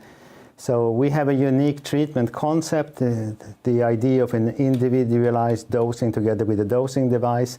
We are the only one who can provide. Our treatment, in spite of that, it has requirements on the patients. Patients are required to take their drugs several times per day, as you saw in this curve. So, but it has an extremely high compliance. Our patients will take around they will take up to 8 doses per day. We know that they will take 90% of the doses, so very high compliance. You can optimize each dose, both in terms of the amount and time, which is really important for these patients. Our clinical trials, which I am not going into, has shown a very robust bioavailability. So whenever you take your dose, even if it's morning or afternoon or in the evening, you will get the same bioavailability from our tablets. It has a very rapid onset. You see the effect in around 20 minutes. And we always stress that the frequent dosing is one of the keys for our treatment. So it requires really that the patients are compliant. It's very important to understand the cost, because cost is a key importance in the pharmaceutical industry. Third-party payer, the state or insurance companies pay for the drug. So if we look at the treatment for severe patients who goes into the advanced stage, the sort of Rolls-Royce treatment is the Duodopa treatment at a cost around 46,000 euros per year. And that was actually invented by Sten Magnus Akvelonius and his co-workers. And then there are some other treatments, which we'll not go into, but our cost per year is 3,000 euros per year. So from a cost comparison, the offer we give to both the society and patients is quite different. You can save a lot of money on trying us before going into one of the advanced treatment. And furthermore, you don't need any operation, you don't need any surgery or anything when you do the MyFit FlexiLab treatment. That is needed for all the other advanced treatments, some sort of invasive treatment into the body. So, very nice competitive edge when it comes to price. A question that always comes up, are we as good as Duodopa? I would say no, we're not, but we are good enough, and that's in comparison to price and convenience for the patients. This good enough is more than enough for the majority of the patients. Now, if you go to the pure generics, and I have taken a patient's example here, the cost per year is around 500 euros, and our target for the new product is around 1.4 or 1,400 euros per year. And the reason for that is that we think that we can offer a better treatment, and we will be able to show that we are actually better than the standard treatment, so we can demand a somewhat higher price but still cheaper than our present price, and by this we think we can have a nice part of our market. So this is a very important way forward for us to understand the pricing in the European pharmaceutical market. So this is our sales and projected results. We are going to be cash flow positive at 2024 or late 2023, the red bars here, sorry. It takes money to develop the new product, and we are also increasing our efforts on the present product. with the sales force and also expansion into other geographical areas. So that is what comes first, geographical expansion. Then we're going to launch the Orafid in Scandinavia, followed by launch of Orafid in Northern Europe, and as a third wave, the launch in southern part of Europe. So increasing the sales, and in the end we will have sales of around, above 250 million. This is our projected result. And in order to do this, we need really to also strengthen the organization. That's really important to be able to reach this goal. We are covered by patents. The two most important patents here is this one, the compacted powder. That protects the format of the tablets, the way they actually look. And the other one is the dispensing device here. And together these two protect us from that. Nobody else can make tablets with the same format. And if you make another format, they're not going to work in our device. So together these two give us a nice protection. So to finish up, our short-term objectives and way forward is, number one, we're going to increase our present market share. We want to give more patients the opportunity to use our treatment, especially in Sweden, Norway, and Denmark, where we are now. The opportunity for really fine-tune and make the best out of this type of treatment, as good as you can get. Then we want to do the geographical expansion in parallel here. So Finland and Poland, and maybe we'll do Netherlands in the same move. We also want to complete the development of the Orafid and achieve the CE marking for that. That's on the table for this year. And in parallel, we want to start to identify who we are going to work with for the commercialization of both MyFid and Orafid in our expansion into, as you saw, the three-step expansion we are planning. And in order to do this, we need to strengthen the organization so we can deliver according to this plan. So, thank you for listening. Thank you for presenting. I would like to ask you how you would describe the competitive landscape within Parkinson's disease. Yeah, it's actually very, very competitive, especially on the generics. There are several players and several drugs available for patients to try, and there is new treatments coming up or in process for coming up. I always say that no matter what, you should always work, having in the back of your mind that the competitors are always around the corner, and always, work as fast and as good, as thorough as you can, because there are and there will always be competitors. For our specific niche, there are very, very few competitors, but that doesn't stop, other type of treatments from coming. So one should be aware of competitors always. And finally, Parkinson's is your main focus, but do you see potential in other indications as well? Yes, there are other neurological diseases which have basically the same need for an individualized treatment, and we do see, very nice opportunities. However, we are a small company, few people, and we say let's concentrate on Parkinson, let's make this successful, and then we will move into our next indication. Well, thank you so much. Thank you very much.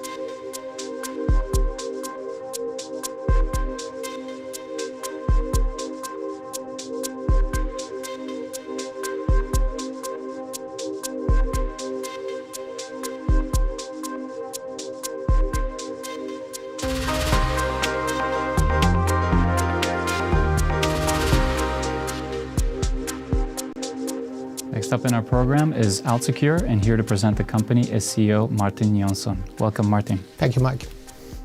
Hello, my name is Martin Jönsson. I'm the CEO of AlzeCure Pharma. I'm here to present the company, what we are focusing on, and also how we are developing as a company, and the rights issue that we have ongoing now. As a company, AlzeCure is focusing on the areas Alzheimer's disease and pain, areas of great unmet medical need. We were founded as a commercial company in 2016 and can be seen as a spin-off from AstraZeneca, since the company started in 2012 as AstraZeneca stopped their research in Alzheimer's and pain. We are a very experienced team from early drug discovery, development into commercialization. And we are located here in Sweden at Karolinska Institute in Stockholm. The research we are doing on 3 different platforms and only doing small molecule projects. We have NeuroRestore, where we are developing novel first-in-class symptomatic treatment against cognitive diseases, focusing on Alzheimer's disease. Then we have Alzstatin, where we are developing a preventive disease-modifying treatment so we don't develop Alzheimer's. And then we have the platform Painless, where we have 2 projects in pain. And as a company, we are on NASDAQ, First North Premier Growth Market, since 2018. As a company, our business model is that we are a research and development company, taking our projects into clinical phase up to phase 2A and then to out-license. But we are also open to out-license already in preclinical. If you look at our pipeline, we have a pipeline of 6 different projects which are organized into 3 different platforms. NeuroRestore, focusing on cognitive disorders with Alzheimer's as the focus area. And here we have a study, a phase 1 study going on. In Alzstatin, preventive treatment against Alzheimer's, we are in preclinical phase. And then in Painless, our pain platform, we have 1 project which had a positive readout last year, where we now are preparing for phase 2, where we just have had positive feedback from the FDA. And then in Painless, we have a project called TRACK-A NAM as well. If you look at what we are mainly focusing on, we are focusing on Alzheimer's disease, a devastating disease costing society more than oncology and cardiovascular diseases together. And this is in an area where the patient population already now is huge and expected to triple in the coming 30 years. So why is that? This is because we are living longer and longer, and with this, the risk of develop dementia and Alzheimer grows bigger and bigger. If we look at Alzheimer's disease, we can see the disease as progressive and a lethal disorder.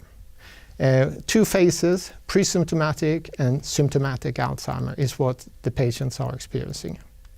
In the pre-symptomatic phase, the disease is building up. Amyloid plaque proteins are being created in the brain and destroying brain structures. And here today, there are no treatments against preventing Alzheimer's. And then in symptomatic Alzheimer, where we have symptoms, today there are some medications, but these medications aren't very effective and have side effects. And so we can truly say in both these areas, pre-symptomatic and symptomatic Alzheimer's, there are huge unmet medical needs. And when it comes to the market potential, it's enormous. If only 5% of the US population would get the drug Aptahem, which was approved last year, the drug would be the 2nd biggest drug in the US market. And if we look at how we as a company are working in the Alzheimer's field, we are having 2 platforms. Our first platform is Alzstatin, which is a preventive disease-modifying treatment focusing on the production of amyloid beta, which is damaging the brain. And here we are developing an oral medication. And then for the patients who have developed Alzheimer's and cognitive disorders, we have NeuroRestore, which is a medication to improve brain function with learning capabilities and memory capabilities. Also here, developing oral medications. If we go in and look at Alzstatin, our preventive disease-modifying treatment against Alzheimer's disease, we can talk about what's happening in the brain as Alzheimer's is evolving. And this is focusing on A-beta-42 protein, which is destroying the brain and leading into what's called the amyloid cascade, over time creating plaque, breaking down the brain. And if we look at what's happening, how the plaques are created, this is due to that in the brain there is produced A-beta-42. With A-beta-42 there are created bigger and bigger fragments up to plaque. What we are focusing on is the source to minimize the production of A-beta-42. Antibodies which now are coming in are focusing further up in the cascade. We want to make sure that we don't develop Alzheimer's. And we should see a movie about how Alzstatin is working. In the cell membrane, there are many different proteins, one of which is APP. This protein is cleaved by specific enzymes into smaller peptides. In Alzheimer's disease, APP is initially generally cleaved by an enzyme called beta secretase. The second cleavage is made by an enzyme called gamma secretase, resulting in the release of a smaller fragment called beta amyloid. This protein has a tendency to clump together into larger aggregates, oligomers, which damage and interfere with the normal functioning of the nerve cells.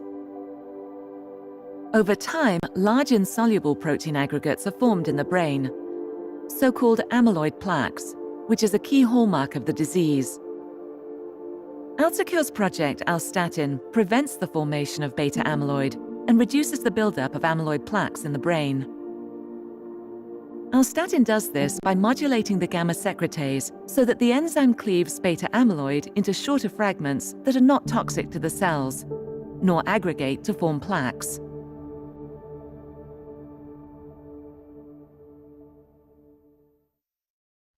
So this was about how Alzstatin is working. So here we saw that Alzstatin is focusing on A-beta-42, the toxic proteins, which are clustering together and creating toxic fragments. What we are having and have developed is Alzstatin, a gamma secretase modulator, diminishing and minimizing the production of A-beta-42 with up to 50 to 60%. And if we should look at how Alzstatin differs compared to antibodies, which are now coming into the market, antibodies are with the indication mild Alzheimer's disease, where the brain is already destroyed, as you see on the right.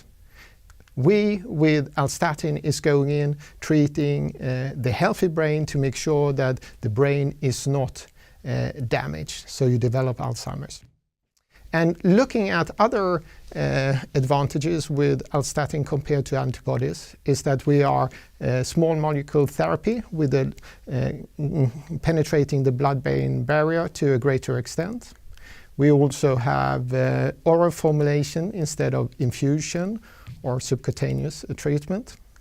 We also are having a preventive treatment, so we don't develop the disease, and also having fewer and less severe side effects. So this is the intention with Alzstatin. Our second platform focusing on Alzheimer's New Restore, a cognitive enhancer improving brain function. And how we are doing this is that we are focusing on the neurotrophins BDNF and NGF and increasing, enhancing the neurotrophin signaling. And BDNF and NGF are central to cognition and memory enhancement. And we have shown in preclinical models that we can improve this.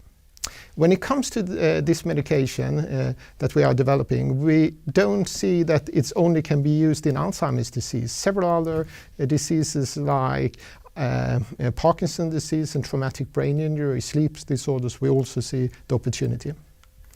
And how this new restore is really working, we have seen that It goes in and can improve the learning capabilities, the storage capabilities, so what we have learned is really stored, and also that we improve memory, so we can take it and remember what we have learned. So a fascinating drug. Our second focus area is chronic pain, an area of large unmet medical need. More people are committing suicide due to chronic pain than depression. Chronic pain is also the most common cause to sick leaves. And in the US, there is an opioid crisis due to the fact that people are using these narcotic substances. So here we're seeing a huge unmet medical need. And the way we are attacking the pain area is with two different platforms. We have one platform, Track A NAM, where we are focusing on osteoarthritis and other severe pain conditions. And then we also have our project ACD440 heading into phase 2, where we are focusing on neuropathic pain. More than 600 million patients or people are suffering from neuropathic pain. 80% of these patients aren't experiencing adequate pain relief. And this project is built on the science which was rewarded the Nobel Prize last year, which went to the researcher David Julius for his discovery and knowledge he developed around this receptor, TRPV1. And what we have developed is a TRPV1 antagonist. And here we have a compound where we have a confirmed mode of action, several clinical studies, strong scientific support, now also with Nobel Prize. Last year we had a positive 1B study with data on safety, tolerability and efficacy. And now we also have had feedback from the FDA with regard to the phase 2 study that we intend to start this year. And then if we head on, neuropathic pain is such a big market. It's actually the biggest individual market within pain, sales for over 11 billion. But due to the very large unmet medical need and the dissatisfaction with the existing treatment, we are expecting, or the market is expecting, double-digit growth, going up to around 25 billion in 2027. If we look at our milestones and planned activities for 2022, we intend to start our phase 2 study for painless ACD440 for neuropathic pain, and also to have a readout on the ongoing phase 1 study with NeuroRestore ACD856 focusing on Alzheimer's disease, and then also to start our next trial within ACD856. And then we want to advance our molecules in painless Track A NAM towards clinical candidates. And then progress alstatin ACD680 into preclinical safety testing. And why is then AlzeCure an interesting company to invest in? We would say it's because that we are targeting areas of huge unmet medical need. We are doing this with a strong team with extensive experience and track record. We also have platforms with first-in-class properties, which really can become game changers. We also are doing parallel investment with potent follow-up programs. And our target areas are really blockbusters area with very, very large opportunities. And also now, especially that we are evolving into a phase 2 company. Now we are actually having a rights issue with a subscription period for March 8 to 22nd. And we are aiming to take in around 60 million, and already now it's guaranteed to 80%. And we also have an Altamir option, potentially taking up additional 12 millions. So I would recommend you to go into our homepage and learn more about the rights issue and what it can offer. Thank you. Thank you so much for your presentation, Martin. You mentioned the approval of aducanumab, which came quite recently. I was wondering, what are the prospects for AlzeCure's, the commercialization of AlzeCure's products within Alzheimer's disease, given this approval? They have improved. I mean, with the approval, the FDA have now defined the regulatory route. With this approval, more companies are now doing their trials on their antibodies, which I feel personally even have better data than Aduhelm, where you have more to wish for, if you say like this. And we see an increased interest in our Alzheimer's project. So we think it's very, very positive. Mm-hmm. Mm-hmm. And you talked about your painless platform and your ACD 440 project. You said you're going to be starting phase 2 soon. What is your business strategy there with that platform? We want to out-license the project, and we are all the time working with discussion with external companies with regard to out-licensing, and that on ACD 440, but also on Alzstatin, on new Restore. So to find a partner who are interested in taking it on, both the program we have now, but we also see other opportunities around the molecules with other formulation, etc. So we really think ACD 440 for neuropathic pain can be something very, very special and interesting. Mm-hmm. And along those lines, you have a quite diversified portfolio. Yeah. Why is that important for AlzeCure?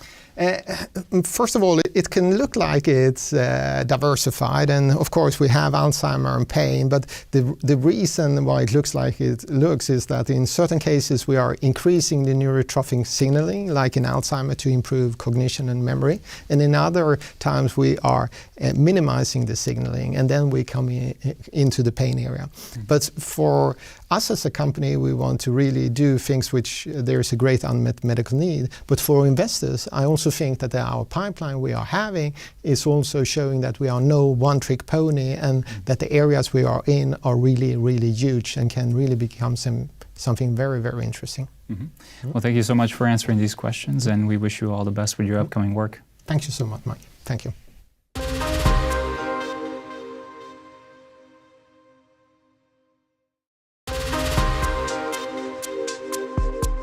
That was the last presentation of the day, and with that we would like to thank you for watching. And we hope that you will join us on the 8th and 9th of June for our BioStock Life Science Spring Summit. We will see you then.